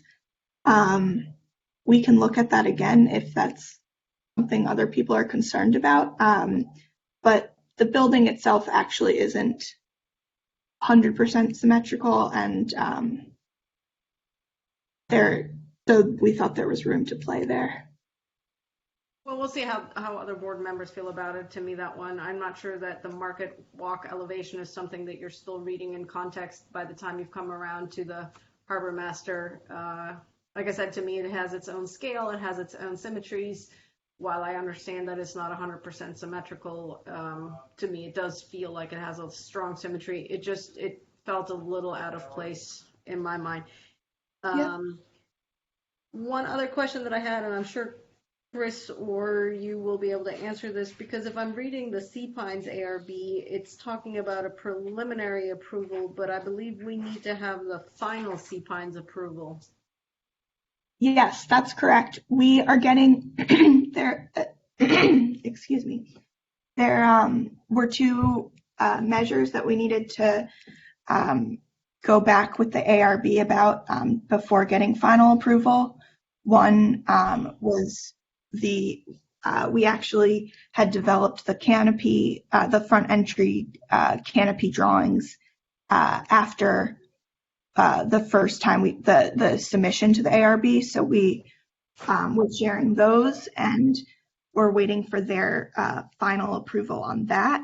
And then otherwise, they have the color review. They apparently normally do that during construction, where they'll have mock-ups next to kind of the building in progress to see the colors on site and, in the sun, in the context. So what they are planning to do, and what I've spoken to Chris about, is give a final approval with a caveat pending color approval and full material approval. And that's something we'll be circling back with them on, but it shouldn't ideally hold up our permitting process, so we can kind of, even start the bones of the building. That was the thought process there, but we are circling back with them. Okay. So I'm hearing that they also have a concern about canopies, which is also, as I've said multiple times, the shape of the canopies of that barrel. I don't think I have enough detailing about the cantilever canopies or the structure or the material. So based on all of those concerns, I I just feel like there's too many open items on the exterior facade that haven't been fully detailed to know what the final product really would be. That's all I have. Thank you. I was hoping I could just follow up one of your comments with the low bar stock and the full height flat steel bar stock for the railing is detailed on 1L402 for your reference. And we also, on the last page or two of the set, have we have a model, a three-dimensional model that we've made sure to analyze the views from and track that we're not basically blocking any through lines to the water, especially. So on the last page there, okay, sorry, yeah, so circling back, it's calling out the low bar stock foot rail, and it has the full height 30 inches rail there as well, which will work nicely in terms of kind of giving a table height and a foot slipping off height.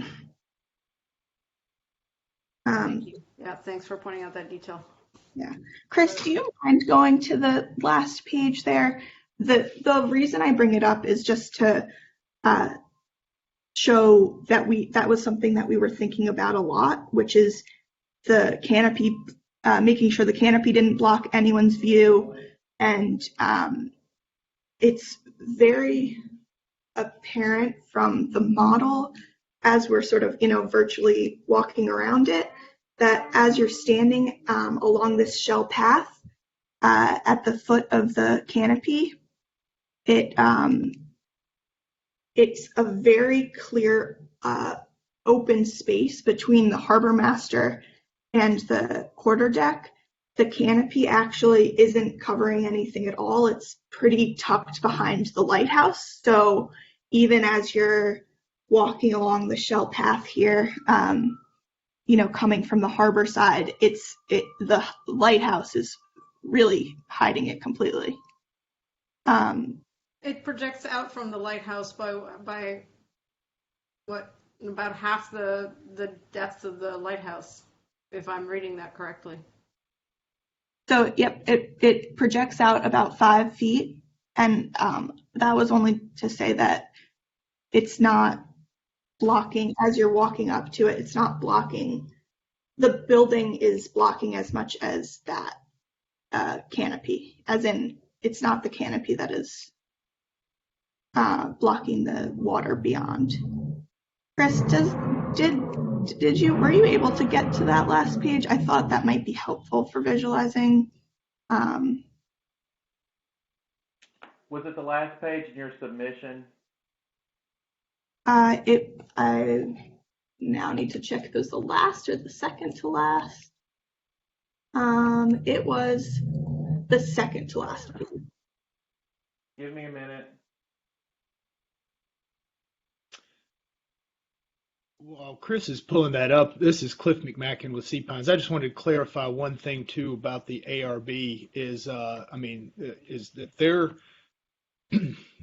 maybe less concerned about the entry than Isabella made it sound. We're not scheduled to go back in front of them at all until we get under construction and mock-ups built on site. And then we'll call them out. They'll come out, help us make selections on colors. It's a collaborative process that would answer your questions about, what's the basis of the stucco, what's the shell sizes, what's the mixture of all that's done in an effort on site. And so we started to build those mock-ups. They're large, 4x4 panels that will have many options, and it'll be the first round. It'll be multiple rounds of that we'll go through. And I'm expecting that we'll want to discuss at that time with the ARB, finalizing the canopy colors and so forth. So that's the next step with them. And then once they've gone through that collaborative process with us, then they issue the final. But there's not a resubmittal that's scheduled. So I just wanted to make sure as you're going through your thought process that you're not thinking we're in this intermediate stage with them. It's really more of an on-site final color selections.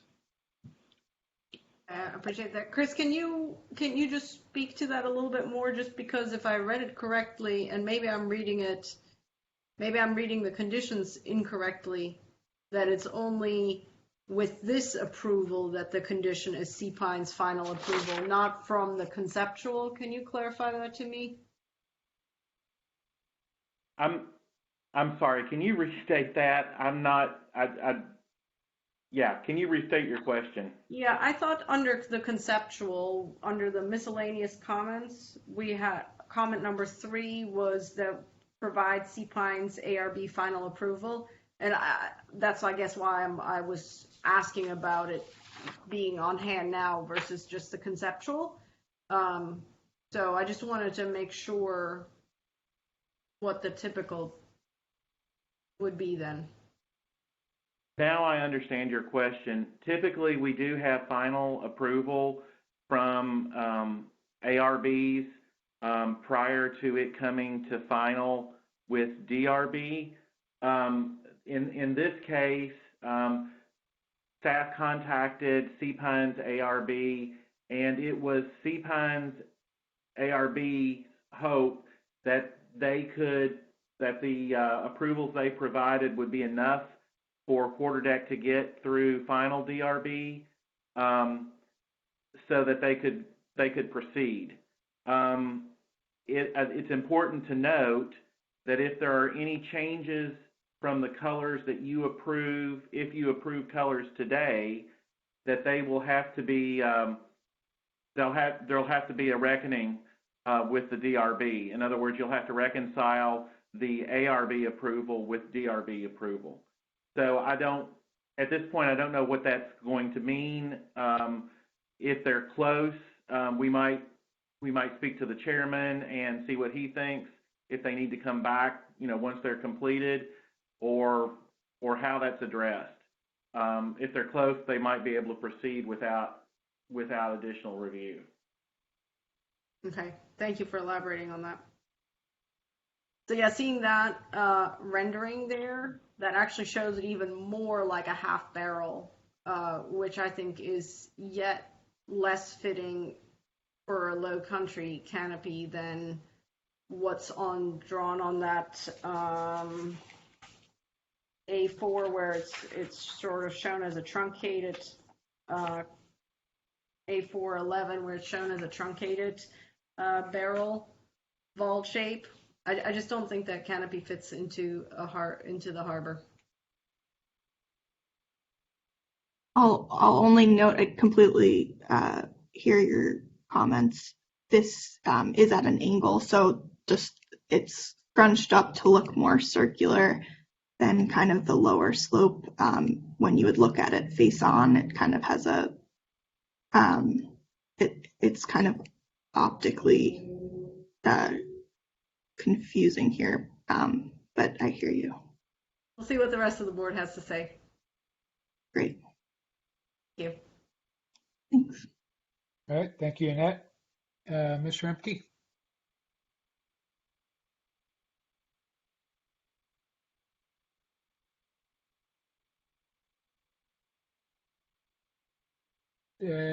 Debbie, you're muted.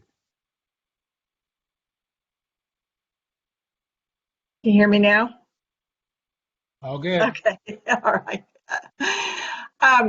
I pretty much go along with the rest of the board on everything that's been said. I think the concerns that I had have already been addressed, so I will vote with the majority.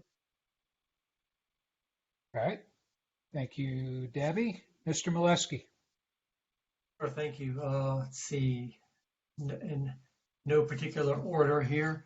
I guess since we were just talking about that canopy at the entrance and all that kind of stuff, and since there's so many, looks like people that are on the design that were influencing that, what's the main intention of having that there? Is it to protect people from rain or from the sun? Or when you showed that one rendering there, it kind of brought to my attention that it's really to define the entrance to the restaurant, perhaps more than anything. What's the intention of that canopy in the first place?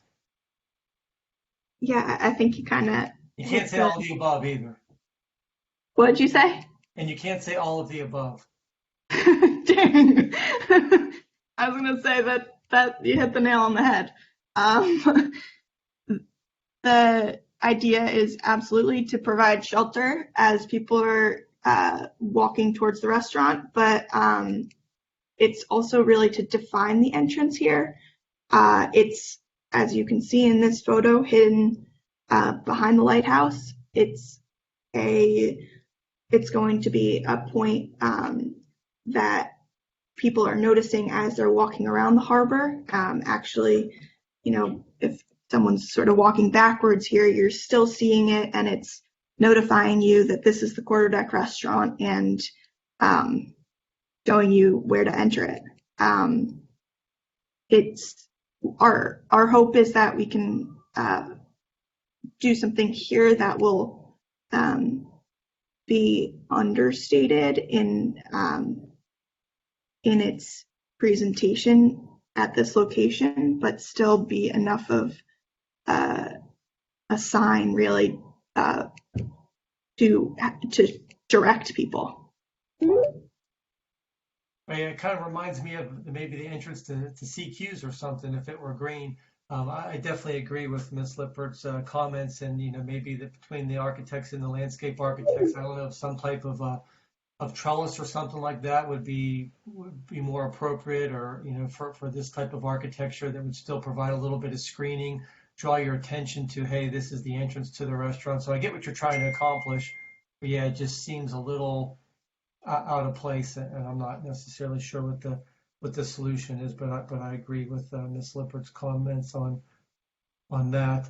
I think it was one of your sheets. I want to say it was AM 3.01, and you could have some fun, see if you could dig it up there, Chris. I don't remember what page number it was, but it had to do with the harbor master, and it looked like there was some kind of rail detail that had a pretty accentuated curly details on there you go, right there. Go back one. Right there in the bottom right hand corner. Is there that's supposed to look like the letter Q for quarterdeck, or is that significance to? You're talking about the rail, handrail there, right? Yes. That's the most decorative handrail. It kind of sits separate from the rest of our handrail, families. It's because it's part of this harbor master spot, kind of unique. It's its own thing. The dressiness kind of that detail is meant to harken back to a more Portofino Italian seaside town, with some of the sort of flourish there. All of our other railings you'll be able to see in every other location of the building where you see metal rail. They're very simple flat stock steel. So right, and that's what I was kind of asking, how come that one differentiated so much? And when you throw out the Portofino, I've never been there, but I would think that the whole design of this building seems to fit.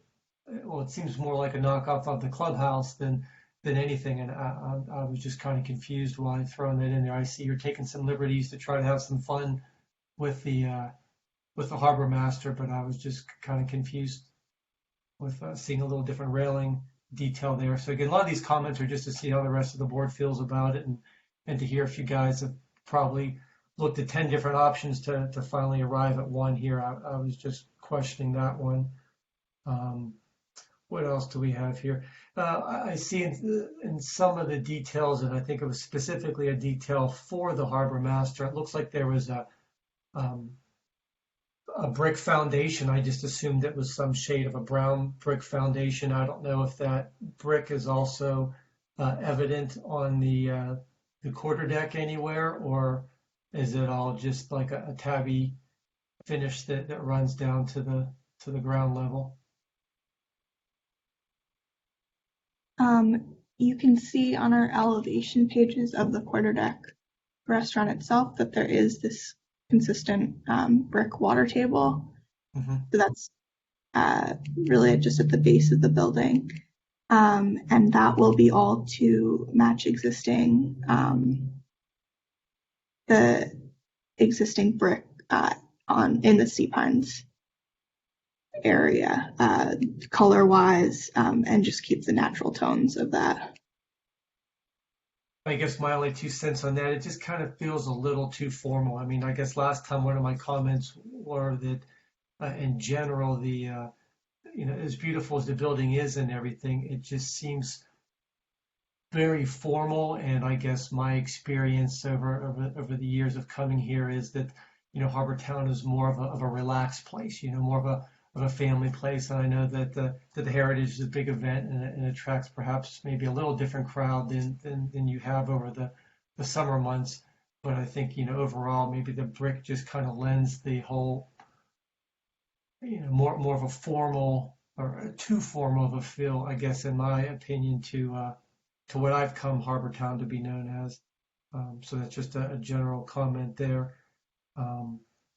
To talk about the kiosk, I guess you pointed out the 3 locations, or the 3 new locations for the kiosk. And I appreciate you kind of relocating that one because, again, as somebody who spends a lot of time down here walking around, I think I could kind of appreciate how things are with crowds and all that kind of stuff. I would ask the kiosk that's on the boardwalk. Again, if you have, I don't know what that kiosk is for, perhaps for signing up for, jet skis or to go out in the vagabond or something to that effect. So if you got, in the summer months, a handful of people standing in front of that kiosk to make reservations, does that impede the flow of traffic? Can, again, two-way traffic, so pedestrian traffic on that boardwalk, especially since, like you pointed out last time, the intention of that boardwalk is to kind of redirect people from walking around the harbor master and to send them towards the main boardwalk. Does that become a pinch point? Thank you, sir. Appreciate it.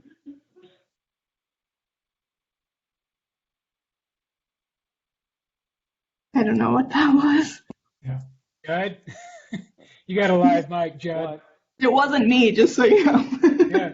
I said you got a live mic there, Judd. I was muted, but apparently not. So sorry, my coffee delivery came. I'm sorry.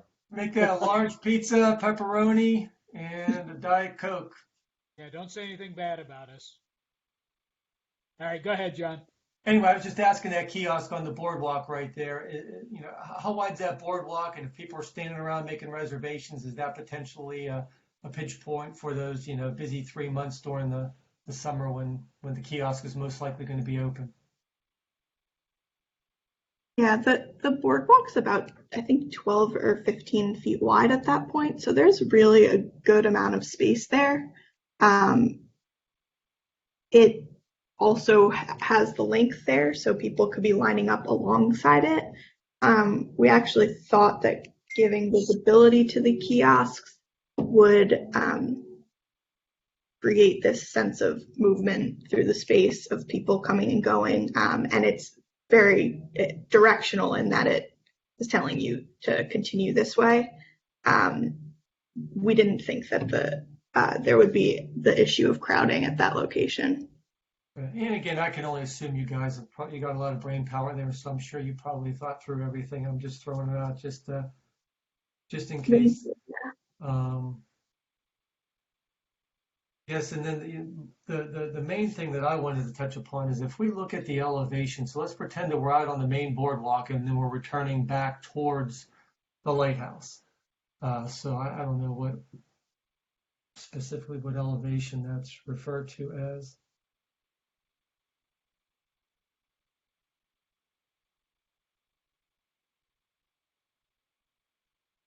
There we go. That's a good one there. Go back one if you could, Chris. There you go. All right, so let's see. let's use that chimney as a reference point, and then we drop down vertically straight below the chimney, and we see this 12 by 15 roughly barn door assembly there. Is that just strictly decorative, just to try to break up that massing, or there's some shelving there? Is that going to be a bar area? Is there going to be a dunking booth? I mean, what's the intention of that little area? All of the above. Just kidding. It's a bar. Basically, those barn doors are meant to, when closed off, keep that elevation very simple. When open, which is hopefully most of the time, that's open and a bars slipping out with like very simple, probably 1 or 2 drinks and maybe canned beverages. And that's really activating that portion of the boardwalk, kind of the entry to the boardwalk, the current boardwalk. I think that and the kind of drink rail that we have along those two, the adjacent rails overlooking the water, it'll really activate that space. Okay, I think it was sheet A4.15, I think, has a nice both cross section and a detail of that area there, and that's why I was just trying to read into it. So it looks like where once the barn doors are open, it looks like there's a little cantilevered area there, and that's where you would have some type of rollout bar area then Yes, exactly. that pulls out. Yes. And then now, okay, so now that I'm starting to understand this, because I see the little shelves there, and I was trying to guess what would be on there, and I don't know if this is going to be like a full bar with liquor, and again, not that really matters at the end of the day what that is. My question would just be, because there was a plan view that showed some tables and stuff there, and just, again, from the flow of traffic, is that going to crowd that space, or is that kind of the intention, not to crowd it in a negative way, but just to try to create a little bit of life and energy in that area? I'm assuming is where the direction you were going with that. Yeah, and the thought being that people are, might only have a few minutes as they're waiting for their sunset cruise to arrive. Someone might be even waiting for a table and waiting for a notification from Open Table app on their phone for a seat at quarterdeck, and we get to basically make that a really active, usable space where people are right there on the water. Okay, I think that's smart. I like that idea. So now the only comment that I would have now that with that new understanding is looking at that elevation, and I won't ask Chris to try to find it again, but I think it's A3.04 would be one example. Is there any way to incorporate any type of planting or something in there to soften it up? Because when I look at that elevation, sure, I see a palm tree off to the right, but other than that, it's the barn doors, it's a lot of stucco, there's some screening, I guess, around some other things there. It just feels pretty much all hardscape. I don't know if there's an opportunity to soften that up at all. Yeah, there's definitely an opportunity for potted plants there. And we can definitely study that. I think that's a very valid point. And that's a great shot that you have right there. And granted, we all know there's railings and stuff on the boardwalk, but I think this is going to be an elevation that will get a lot of views. So I'd just love for you guys to make the most of it. I guess we're not taking down that welcome to Dollywood Harbor sign that goes across to there. I guess that's still to remain, huh? You know what I'm talking about? Yeah, exactly. It's kind of just outside the boundary of the scope that we're looking at for this specific project, in terms of actually the line delineating our boundaries. So yeah. All right. No, very good. Thank you very much. I'm excited for the project. Thanks for all your work. Yeah, thanks for your comments. I'll just quickly add that in terms of the entry, I'm totally hearing all the comments there. It is something that we thought about to do a trellis or pergola. And honestly, it wouldn't make sense in terms of the rain. It basically would be kind of like just you're walking through like a dripping underneath a shower curtain or something, which was our concern. And also, as that becomes well planted and the vines are above head, that also becomes the nesting spot for birds, has been our experience. So that's just part of our thinking there. Again, I'm hearing all the comments and would like to hear more what people might have to say. Thank you. And sorry, I'd just like to add one more thing too about, since we're on the canopies. I would just encourage, I did just want to clarify, I guess, is what I want to say, is that there are shaped canopies throughout Harbortown. The Yacht Club entrance has one. Many of the condominiums around the harbor have entrances that are similar into what we're seeing. So I just wanted to make that known, that it's not necessarily, maybe not in the immediate area, but Harbortown has these elements. All right. Thank you, Mr. Molesky. Ms. Foss. Thank you. Everybody's made some really, really good comments. I have to agree with the canopy, the barrel shape. Just not only is it not low country-ish, it doesn't go with that building. If you look at the roof line straight up and to your left a little bit, if that canopy kind of mimicked that triangular shape instead of the round, yes. I think it would work better. I get that you don't want to use a trellis because of rain and birds, but I think the whole purpose of you using that barrel canopy is to get the sign in there because it will fit best on the end of that canopy. And I think that's a bad reason to add that element to this building, because I think the building looks very, very nice. I don't mind the shutter on the Harbor Master building. I think it helps tie it into the quarterdeck building, and it adds a little bit of interest to that. Yes, that side. I personally really like that shutter there. The curled railing, I agree with John. I wish you wouldn't have brought up the Portofino reference, because that's been my issue with this. I think the building is beautiful, and I think it looks great, but it doesn't look Portofino at all. So I would rather get rid of that curled railing. Let's see, the brick foundation, I don't mind. I get the formal idea, but it helps break up some of the color that we've got going on.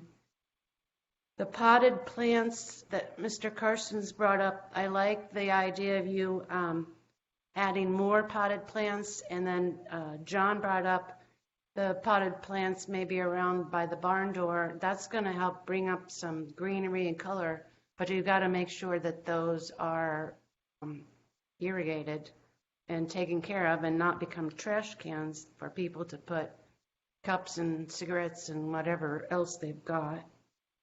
I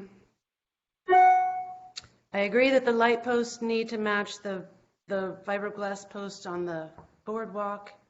And let's see, I think I covered everything. The larger masses of plantings, I agree with Mr. Carson's also.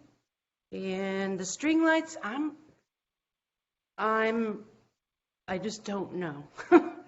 I get that Chris says they're only used for outdoor dining, but I think in this case, it kind of brings some magic to the area. So I don't really mind the string lights personally. And I approved of the colors that I saw. Again, I don't think they're Portofino-ish at all, but I agree with Ms. Lippert that we need to know those canopy colors, and it would be nice to see the exact stucco color. So I'm confused about us needing a final approval, but those are the items that have to, a final approval from the ARB. but I don't see how the ARB can give a final approval after we've given approval on this. I don't understand how that's going to work. And I know Chris elaborated on it, but I still don't get it. I think I'm finished. Thank you. All right, thank you, Kathy. All right, Mr. McAllister, instead of going first all the time, you get to go last. Your turn. I know it's been a while since I've not gone first. Well, I've said it, so I'll say it publicly. You're a really good leadoff hitter, so that's why you don't go first as a punishment. You go first because you do it well. But here you go. Here's your chance. Well, I appreciate that. And just so y'all know, I've had some intermittent connection issues, so y'all just stop me if my voice starts breaking up a little bit. All right. I think you've gotten a lot of great feedback, a lot of great comments. In general, agree with Ms. Lippert's comments, and I think several other people have made comments about the needing to know some of the material colors of the awning. And I don't know if it's been mentioned, but I noticed like the brick base on the Harbor Master building, really need to know what that brick is. And like Ms. Lippert said, the tabby stucco is such an important part of the building. I think at least giving us a sense of shell size would make me more comfortable. But in general, I think all of the buildings are looking really attractive. I think they look great. I did have some comments on the site and landscape. Just one lighting comment. I'm in favor of the string lights. I think Ms. Foss said it really well. It adds a lot of charm here to me. So I think you've done a great job with the exterior lighting. Did have one question for the applicant, and this isn't, I don't think we have a say in this, but I was just curious.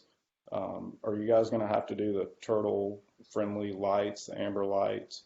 The only reason I ask is, if you were, it might impact what fixtures you could select. So I was just curious if anyone had looked into that. We had, that was actually our lighting designers, one of the first questions, because we've had to deal with that at other properties. And because it's set back it's not technically on the beach, we technically do not have to do the amber lights for the turtles. That being said, all of our lighting is, all of our site lighting is relatively low anyway. Okay, great. I just wanted to clarify because I wouldn't want us to approve everything and then you guys get further down and have to change a bunch of fixtures. Yeah, thanks. Some of the landscape comments, I would agree with Mr. Carson's comment. Found it very challenging to read the plan. Had to zoom in like several 100% to understand what a symbol was and then go to another page. So that was a little bit challenging. And I think he said it pretty well.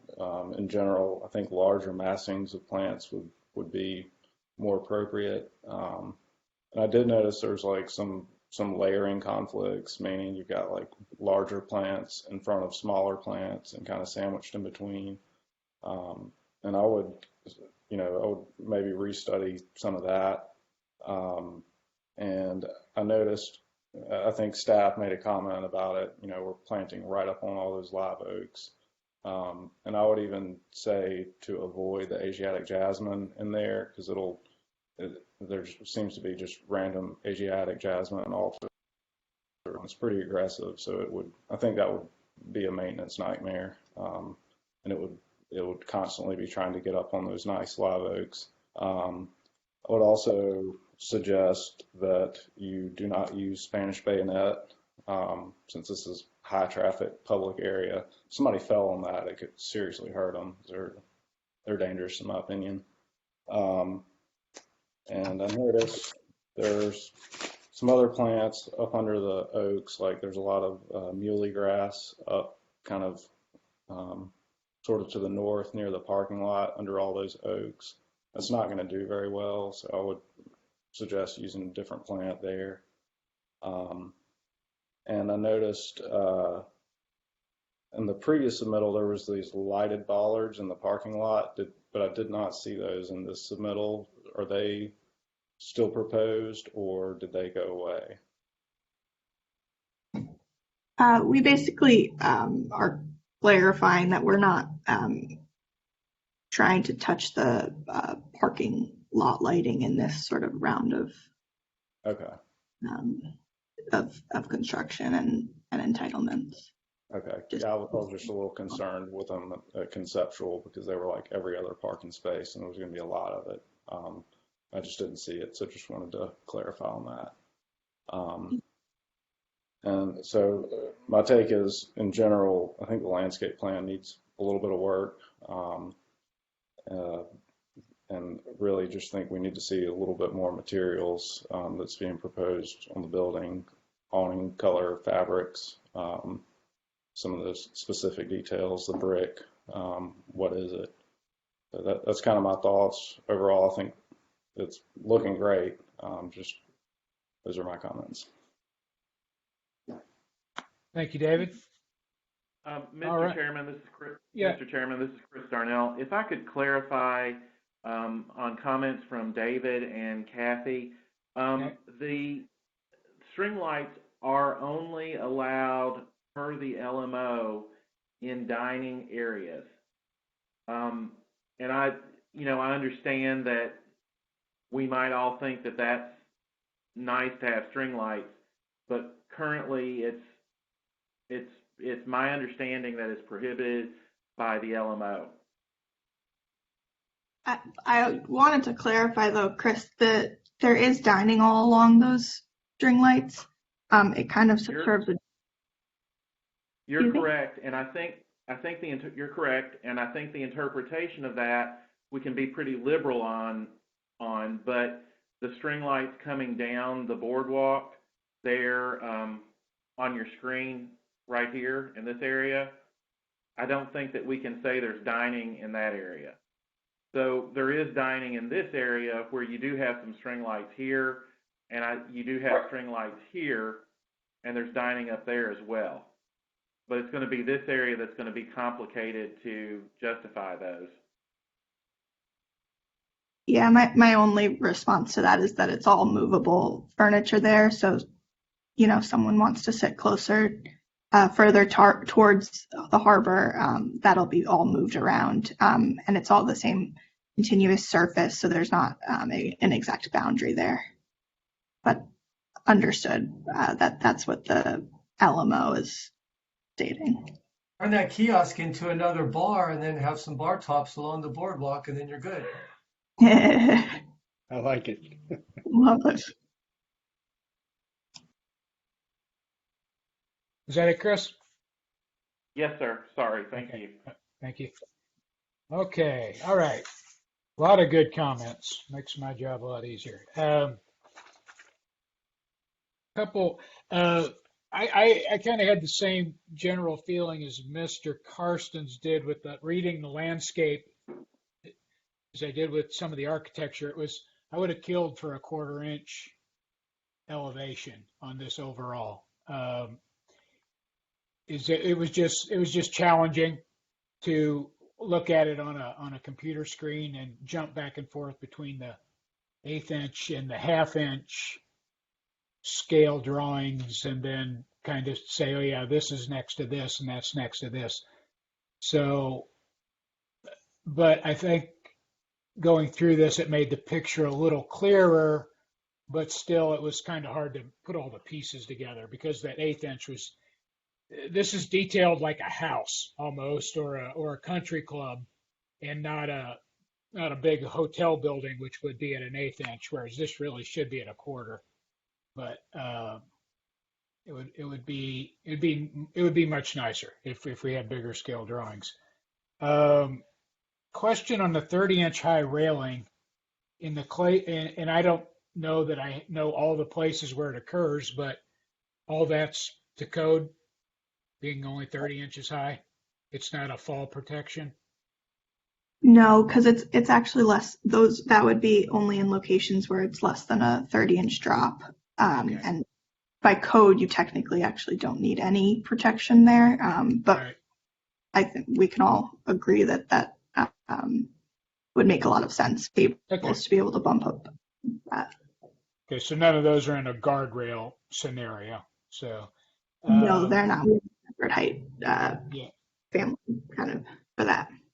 yeah, I agree strongly on the brick comment that we don't really know what it is. I had a hard time finding. I look at that elevation, I can't really see where it starts and where it stops, and how it terminates and where it does occur and where it doesn't. So it just wasn't super clear on, and I don't even know if there's a section through it. There's one at the very end, it looks like on 418, but it just seems very generic. I just wish I could tell like where that started and stopped a little bit better. You know, and my feeling remains that to give a final approval on this, we do need to know more information on the canopies. They were kind of drawn in skeleton form. Need to know the colors on those, more information on the brick. I too do not like the barrel vaulted canopy on this building. I think it may occur in other places, but this building doesn't look like a lot of other spots in Harbor Town. This building isn't, you know, I think we need a different solution for that. I don't like the half barrel vault, and it does not coordinate with what's shown in the renderings. You explained it as being at a different angle, but I'm not buying that. It doesn't, the rendering canopy and that barrel vault, or excuse me, and the more shallow, those are two different things. Like on A411 and A411, A411B is not the same as the one we saw that looks like a full-on barrel. And I think it's kind of a cheap detail for an otherwise nice building. So I'd like to see something a little bit better there. Mr. Molesky brought up the barn doors. You know, I don't know what's going on when those barn doors are open, so we probably need to know that. You described it as a bar, but there's not enough information there to justify an approval on that, I don't believe. What else we got here?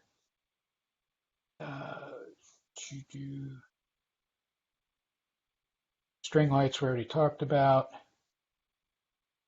I won't mess with all the landscaping stuff. I think that was well covered. Yeah, I just feel like we need one more pass at this thing, especially with all the landscape items that came up. That staff's comments, you know, there were 13 comments, and we could probably put together at least 13 more based on the comments I've been hearing for any kind of approval. And to me, that's too many comments for a conditional approval. Anybody want to debate me on that? Agree, disagree? Annette? You're muted, Annette. Sorry, I was trying to not have the background noises interrupt. I agree. I think there's too many unknowns, too many details that we're not seeing. And I'm going to kind of lead that into sort of a second round after hearing Mr. Molesky talk about that west elevation. I think that west elevation still needs a bit of work. That service yard still just feels like an add-on. The barn doors feel out of place. There's no score lines on the stucco. It just feels not, because I think a lot of this building is really gorgeous. That facade feels almost as out of place as that barrel vault canopy to me. Yeah. I agree. All good comments. And you know, to Mrs. Foss's grander comment about, and this came to the last meeting too, that this looks like more of a clubhouse than a relaxed Harbor Town building. I think we've all come to terms with that, or at least the majority. In general, I think we all think it's an attractive building. So there's no problems with the big scheme, I don't believe. It's just I think we need one more pass on, like I said, a bigger scale elevation would be nice, because I have to jump from sheet L4, which by the L, I'm thinking that's either a lighting or a landscape plan, into the A's where the elevations are, and try to piece together what that cable rail looks like. Because there's just not a real good elevation of it that I can find. And the easier it is on us to find things, I think the less critical we would become. Anybody else? So I'm going to recommend we go. Yeah.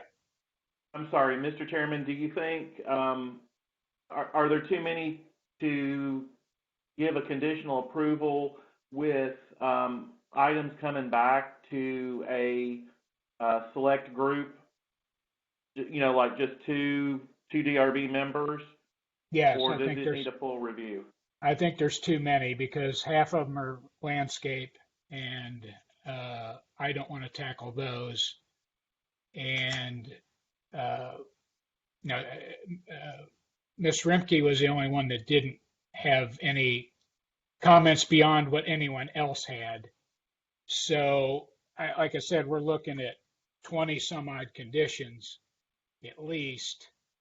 And I think since everybody kind of spoke an equal amount of time, everybody had 5, 6, 7, 8 comments, that this should be a final group review. And that's open for debate. I'm willing to listen, but that's my feeling. If I could just, I'll keep it short, but make my case for having a conditional, an approval essentially with the condition of a staff and maybe a select you reviewing moving forward. The landscape comments that I've listed, which include additional potted plants in a select number of places. There's been specific comments on specific types of trees, plants that the board would recommend or recommend not using. And the bollard lights, which we actually show in our landscape drawings, a lot of the landscape I would propose is very action item oriented and something that we certainly would feel comfortable picking up piece by piece and showing another drawing set, and it kind of could be a check the box situation, was my thought there. And in terms of the kind of other key category of comments that I'm hearing is again and again about wanting to understand the colors, the materials, the canvas more, and everyone is concerned with that entry canopy, which we're hearing loud and clear, and it's clear we need to look at that again, and we absolutely will. Wondering if if you guys ever do a delayed, essentially an approval without final color material sample approval, and that could be done maybe more even effectively if it's in larger scale mock-ups on the site as the construction process goes on, or really at any point that before we would be doing anything near, final material selections on the building. I put this out there just because we very much want to make sure that this is exactly what you guys think works well. And we, at the same time, are, pushing a construction schedule where, we're actually working through steel shops and trying to get our foundation and our steel framing in, which all of that kind of, has nothing to do with the really important design elements that we've been talking about.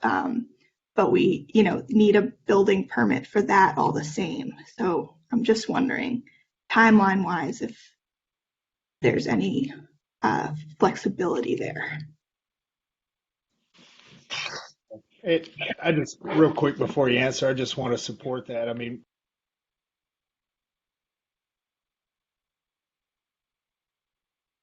I don't know if it's just me, but Cliff, I don't hear you anymore. I think I may have been muted. Yeah. We have this challenge of delivering this building for the 2022 RBC Heritage, and so we've accepted that challenge and immediately jumped into this design process and are working through it. And I know that there's most of the agencies are doing a good job of sort of helping us find ways to keep the project pushing forward, while at the same time I want to be 100% clear that we're not on a path to forsaking the design in the process, and we want to get it right. And I think the comments that we've heard from you today are all positive and are going to improve the end result. And so just so you know, that's how we see it. As Isabella just indicated, we are working through the shop drawings, and we're on a path to pursue a foundations permit from the town's DPR process, and that would precede a building permit. But one of the things that would hold that initial permit up would be the DRB's approval. So again, I don't know if there's some preliminary / final approval that is issued or could be issued conditional that would allow for such early foundational permits to be had while we work out these details. Well, yes, it's just if this were a sandwich shop that had 500 square feet in it, and there was a couple of items, I'd have no problem assigning a single board member to take care of it, because it might be something as simple as, we didn't like the doorknobs or something. But this one, to me, is a little more complex. That's why I left it open to the floor for anybody to tell me I'm incorrect. I just, and I understand there's a civic duty to get this done for Heritage. It's one of the lifebloods of this town, but I just got to make sure that we're doing the right thing. That's what we're charged with, is design review, construction schedules, all that. While we can be sympathetic to it, it shouldn't be our driving factor. And if we skirt that, then we're not doing our job. So I'll leave it out one more time for the board, and this is for the board. If you can just give me a simple show of hands, do you think we can knock this down with conditions for approval? And then one of you that raises your hands, I'm going to pick you to start on all those conditions. So, all right, show me your hands if you think we can get this with conditions with approval.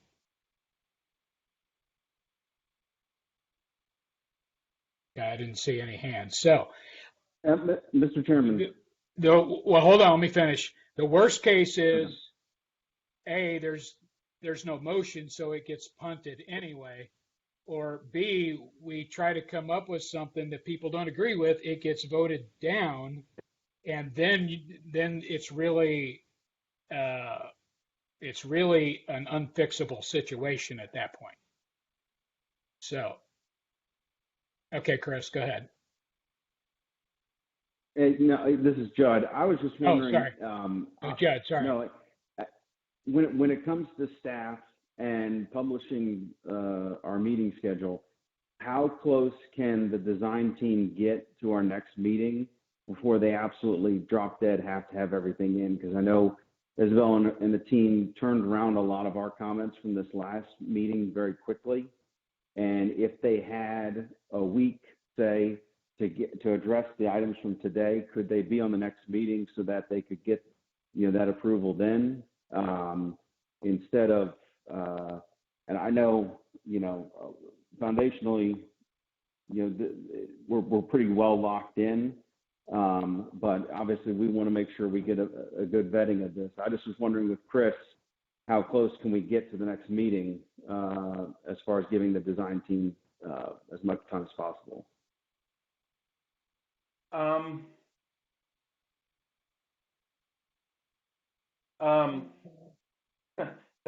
The reason I pause is because that has been an issue not just on this project but other projects, and talking about deadlines and making sure we meet FOIA, the town council's virtual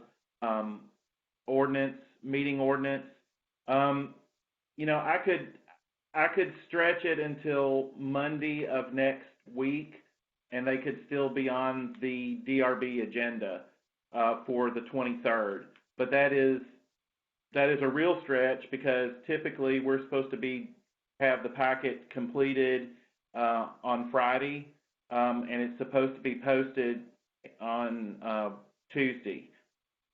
So that the day after, I'm saying Monday. So I'm sorry. Let me look at a calendar here, just so that we're.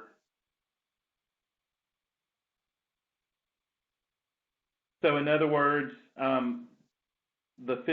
could do the 15th. I could stretch it to the 15th, but the packet has to go out on the 16th. We can absolutely turn that around by then, if not sooner, for you. Okay, let me give you one more example of sheet A416.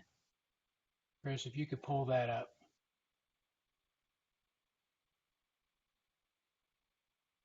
And put it up on the.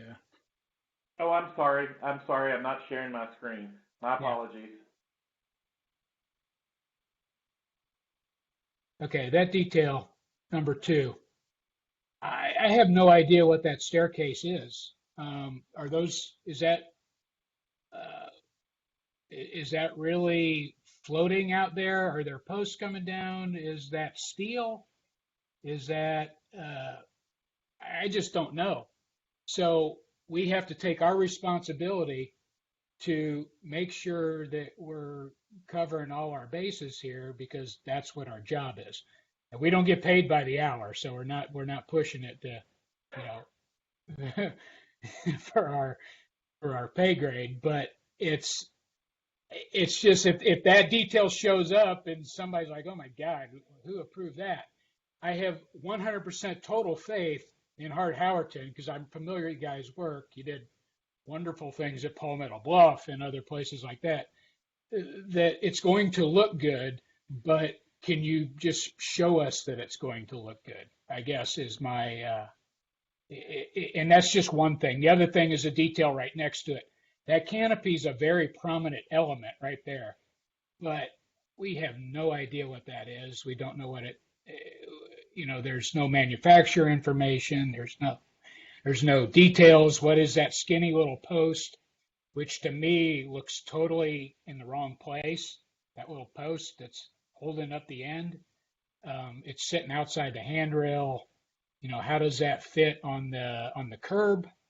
I just, please need more information. Yeah. Noted. Absolutely. Okay. And I'm just using that sheet as an example. I mean, there's a lot of things going on in this building, and we should be able to tell what's going on at each of these little spots, including the bar, the barn doors, You know, the colors, that is my least concern right now because A, I know Sea Pines will police that.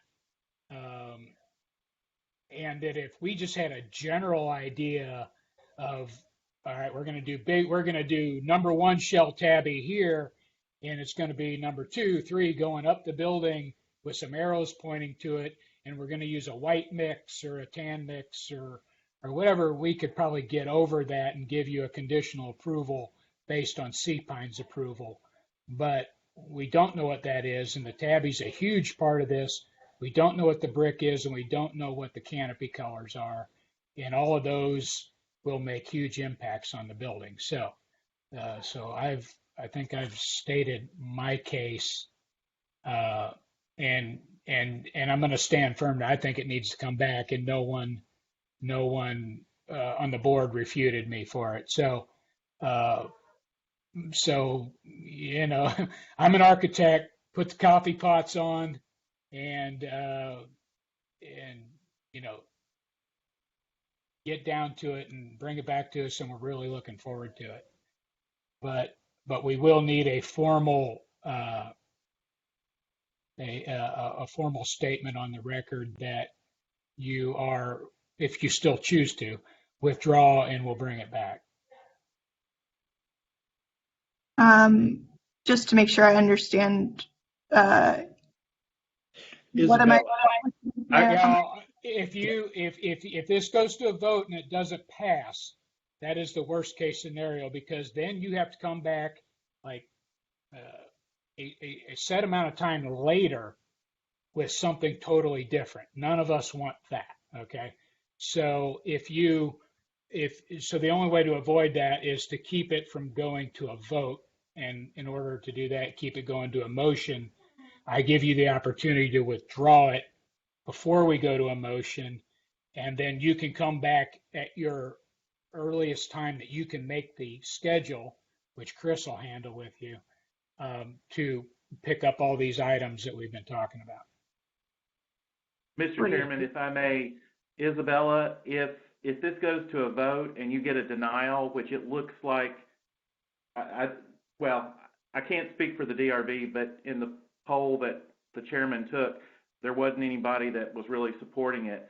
If it goes and gets a denial, then you're prevented on coming back per the LMO for a year without substantially changing the project. We can talk about what that substantially changing means, but in order to avoid all that, you can withdraw the project before the vote, and that preserves your ability to return to the DRB at whenever you want, whenever you wish. If it's next Monday, or which I said staff would accommodate, or 2 weeks from now. Great. Okay, we would like to do that. Thank you for clarifying. Okay. We'll withdraw and resubmit for another round of comments. And correct me if I'm wrong, Cliff, but I think that makes the most sense in terms of our options here. Yeah, I mean, I'd love to send you guys off. Believe me, I'd love to send you guys off with an approval, but we wouldn't be doing our job. So, and all the board members felt that way. And the other problem was it didn't look like we were going to get a motion. So it would have just died on the vine and would have gotten tabled anyway. So, so I think this is best for everybody. And, come loaded for bear at the next one, and we'll get you out of here. So. Sounds good. Thank you all for your time and your comments. We'll go to work. All right. Thanks. Yeah, Thanks, guys. appreciate it. Thank you. Thank you. Okay. Let's see here. Sorry. Moving on to signs. Hemp extraction sign DRB 000396-2021. And I'll turn it over to Shay. And I have to recuse Thank you, Mr. myself Chairman. from this one. Oh, yeah. Sorry. Annette is recusing herself from this one. Thank you, Annette. Good afternoon. Can everyone hear me okay? Okay, great. This project is located at 5 Enterprise Lane. It's an application filed by Trey Flood of Bluffton Sign Company for a facade sign. The location is off of Matthews Drive near the Beach City Road Circle. Is everyone familiar with the location? Okay. The applicant is requesting a 59 square foot sign because there's no freestanding sign on the site. The LMO allows a 50% increase in the size of a facade sign if the applicant does not have a freestanding sign. The proposed sign will be mounted on the facade of the building, made of 3/4 inch PVC with an inlay of letters and logo. Letters will be raised a 1/2 inch above the backer panel after they recessed in. The proposed colors include a backer that will be painted to match the building color, Sherwin-Williams Natural, with the copy and logo comprised of Sherwin-Williams Iron Ore and Sherwin-Williams Roycroft Pewter. Staff is recommending approval of the sign as submitted.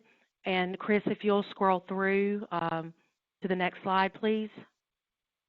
Here is the specifications for the sign.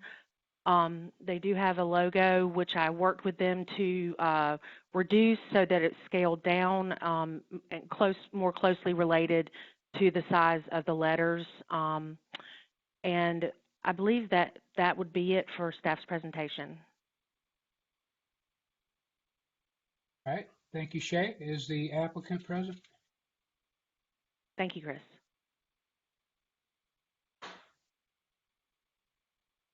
He was on the call. Yes, this is Trey. I'm present.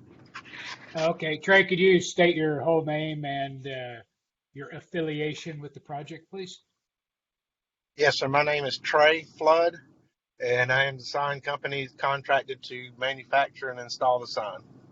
All right. Thank you. Would you like to add anything to Shay's narrative?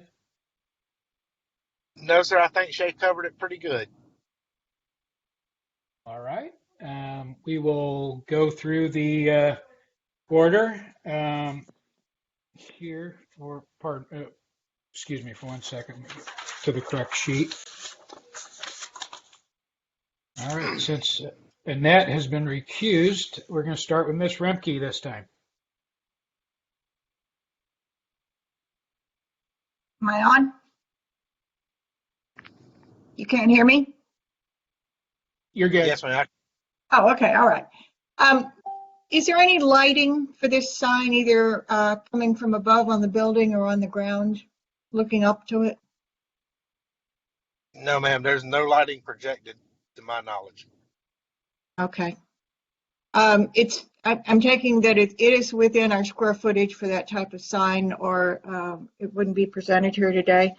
I think the colors go fine with everything that's in our design criteria, and it looks fine on the building.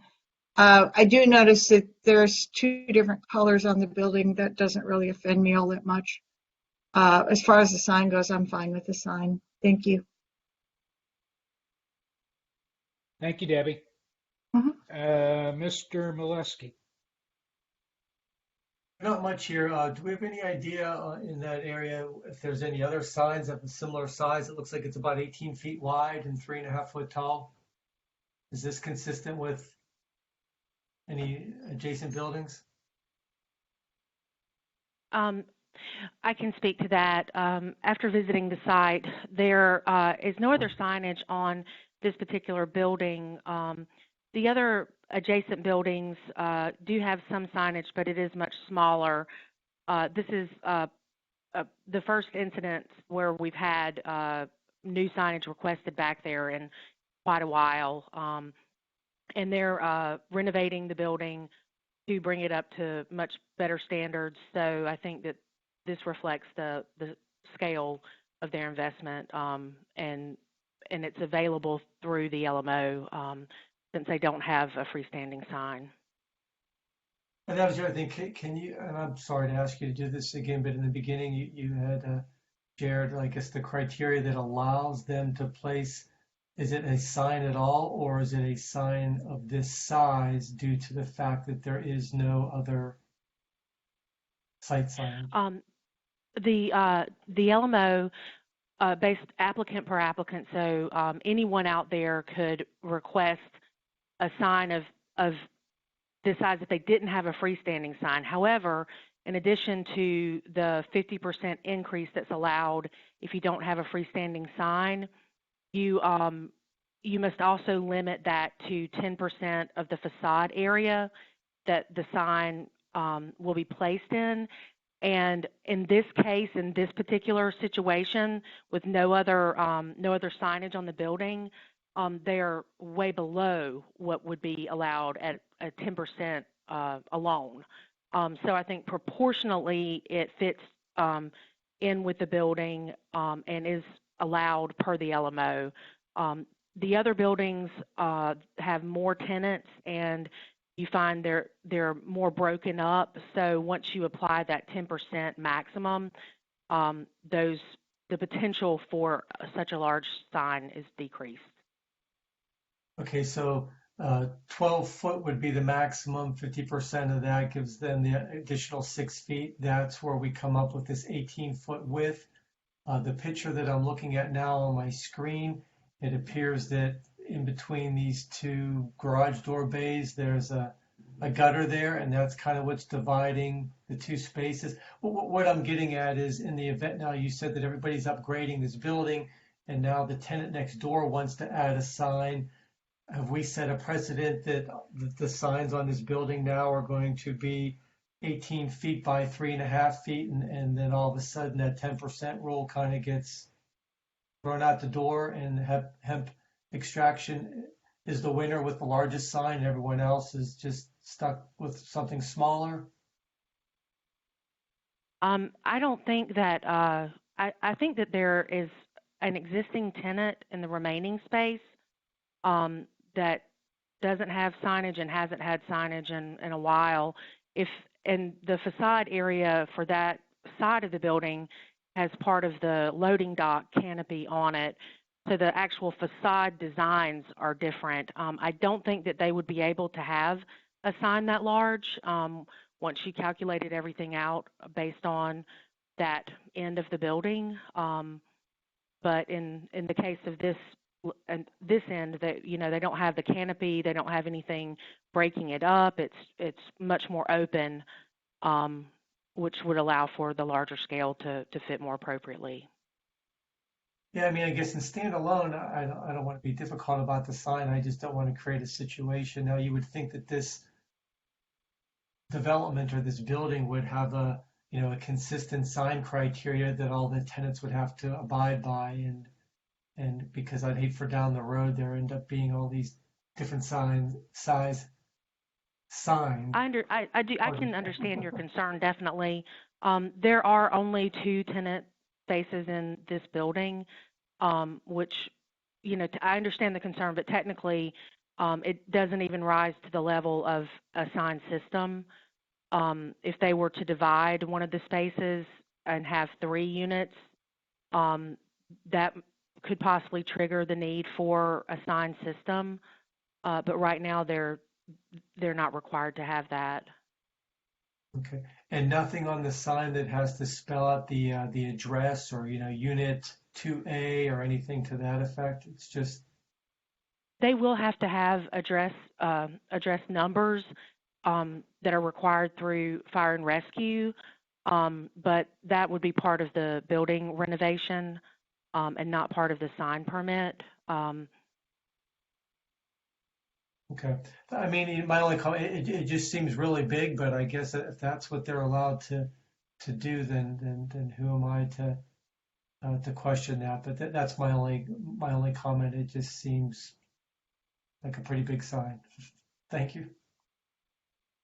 Thank you. All right. Thank you, John. Ms. Foss. Thank you. Question to the sign manufacturer, is this PVC material Centra? No, ma'am, it's an extruded PVC. It's similar to Centra, but it's not exactly. Okay. And then when you, that was the sample you had out on our color table, correct?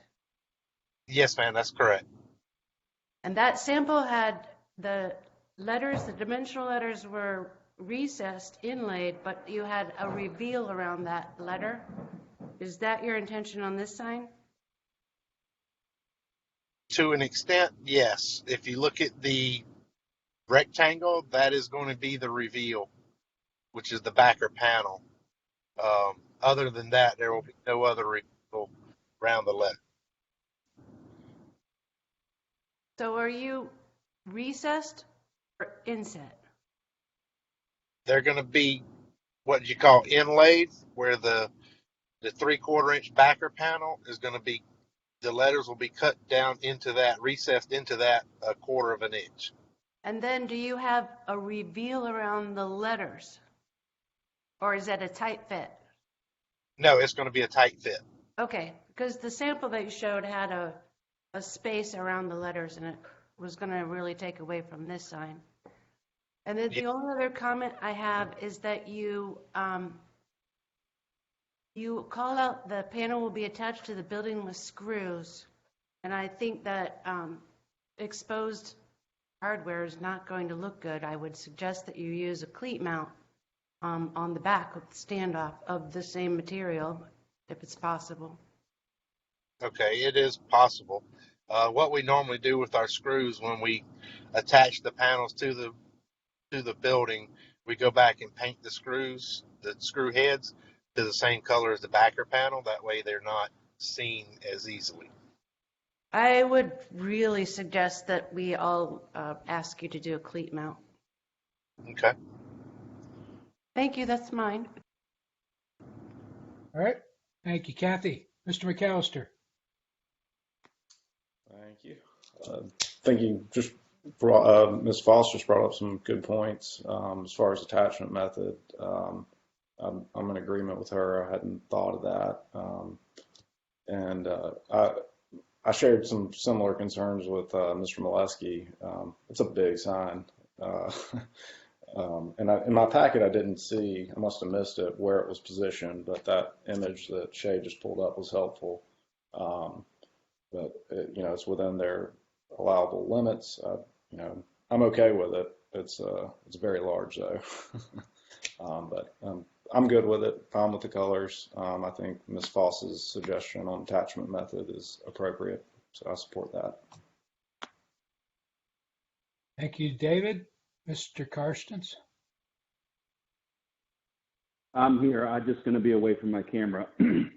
I'm in agreement with all the comments to date. Obviously, with a large sign like this, not that it is any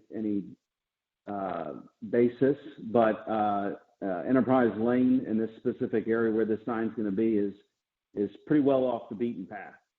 So it's kind of tucked in back there off of Beach City and Matthews, off of another road. So it's way back in the corner. So when it comes to it being a very prominent element, I think that scale, that sign that they're allowed to have is going to be greatly diminished when it comes down to things. But as far as the color scheme and everything, obviously the logo is really unique, but otherwise all set. Thank you.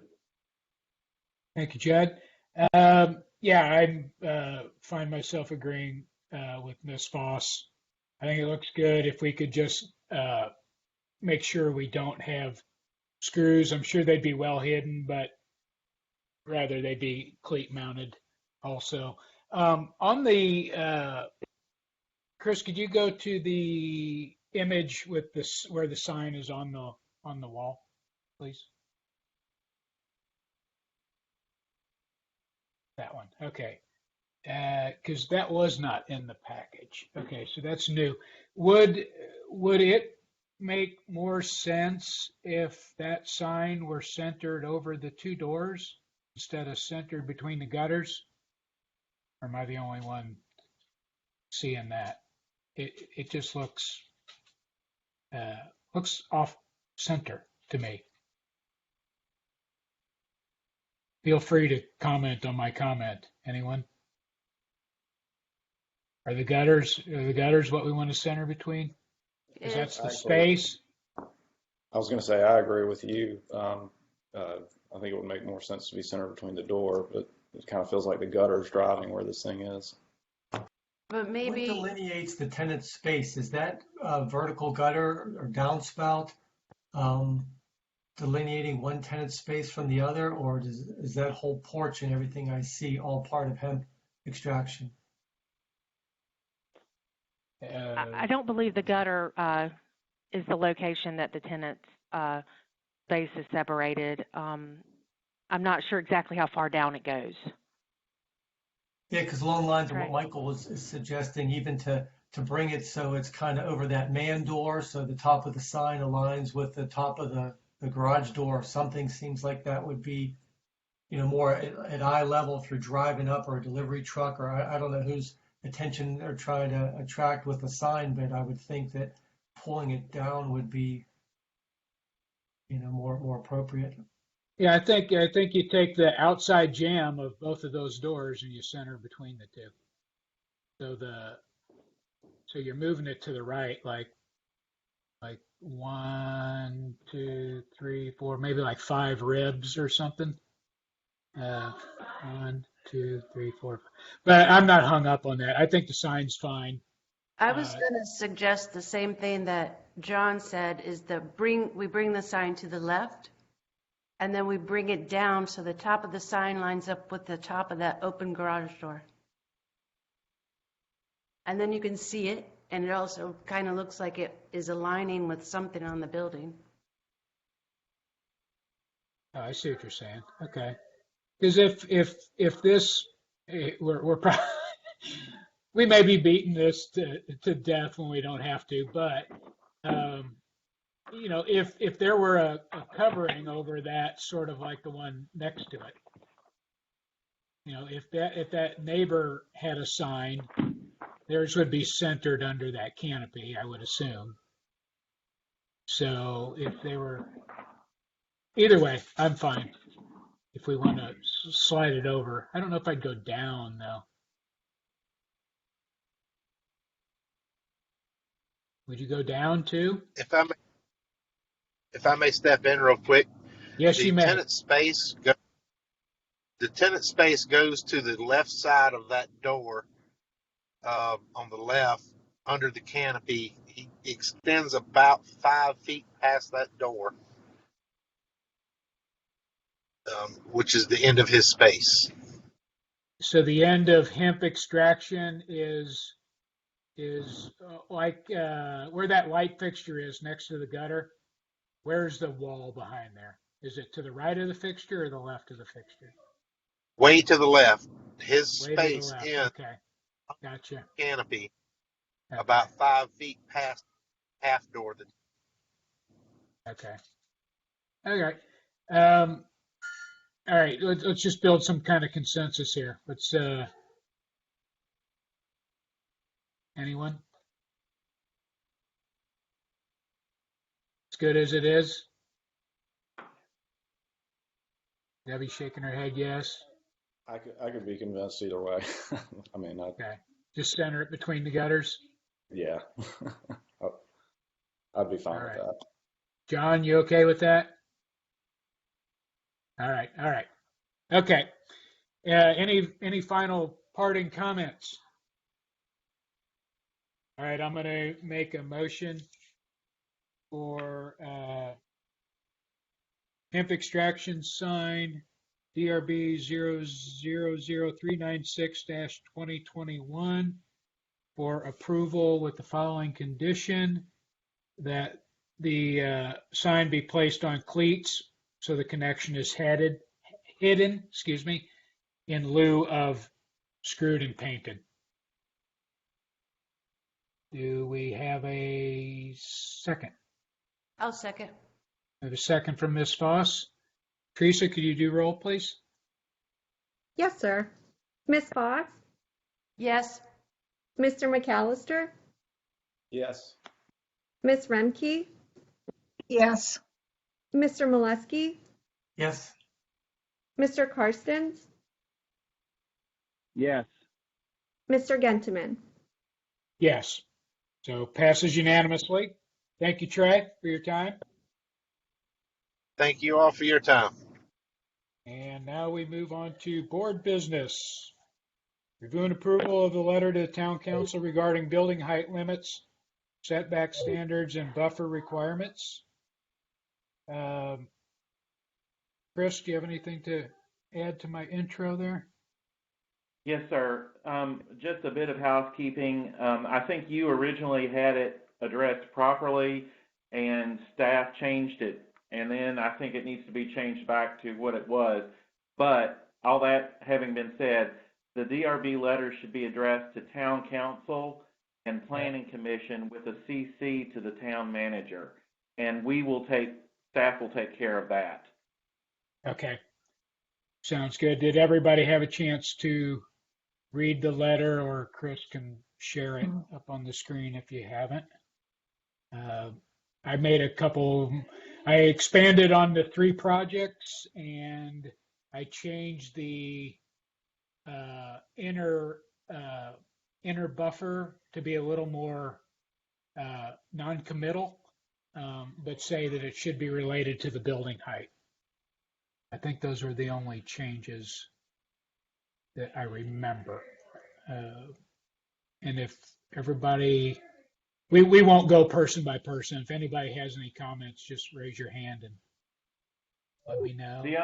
Mr. Chairman, the only thing that I would point out, just to make sure you understand that last paragraph, there was a little wordsmithing done in that last paragraph prior to the last 3 bullet points. But again, it was just a matter of wordsmithing. Okay. We all can appreciate good wordsmithing. Kathy, you had your hand raised.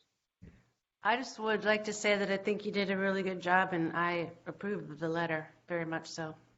Well, you get some brownie points. All right. Everybody else want to tell me how awesome the letter is? No. I think you nailed it. Just kidding. Loved it.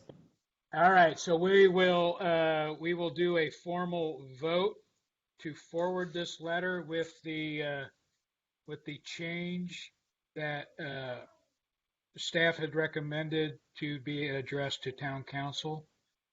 So I will go ahead and make a motion for approval of the letter to town council with the following change, which will be done by staff. The DRB letter should be addressed to town council and planning commission with CC to the town manager. Do we have a second? Second. Have a second from Annette. And Ms. Teresa, would you please do roll? Yes, sir. Ms. Lippert? Yes. Ms. Foss? Yes. Mr. McAllister? Yes. Ms. Remke? Yes. Mr. Molesky? Yes. Mr. Karstens? Yes. Mr. Gentman? Yes, and it passes unanimously. Last thing I want to mention before we get to staff report is you notice we mixed up the order a little bit. I'm sure she won't be mind being named, but Kathy thought it was mean to pick on David all the time to go first. But just so that it's clear, in the when we were getting this new group going, we were virtual and we weren't in chambers, which Judd has been to dozens of these things, I know, and Annette probably had the best first meeting that I've ever witnessed. Had no problem jumping right in, but I thought David set a good I guess to say example on how to lead off. I thought you did a great job. But now we're going to mix it up, Teresa, if you don't mind, for each new project. If it is landscape heavy, go ahead and throw Judd or David first. But if you don't want to make that determination, just randomly mix us up. And I think it'll give everybody a chance to go first, and last. Absolutely, sir. We can take care of that. All right. So, Chris, any minor quarter report? There's no minor quarter report at this time, and I know you're thankful. Yeah. All right, everybody. It was a marathon session. Did a great job. So with that, we are adjourned. Thank you. Thank you. Bye-bye. All right, thank you, Michael. See y'all. See ya.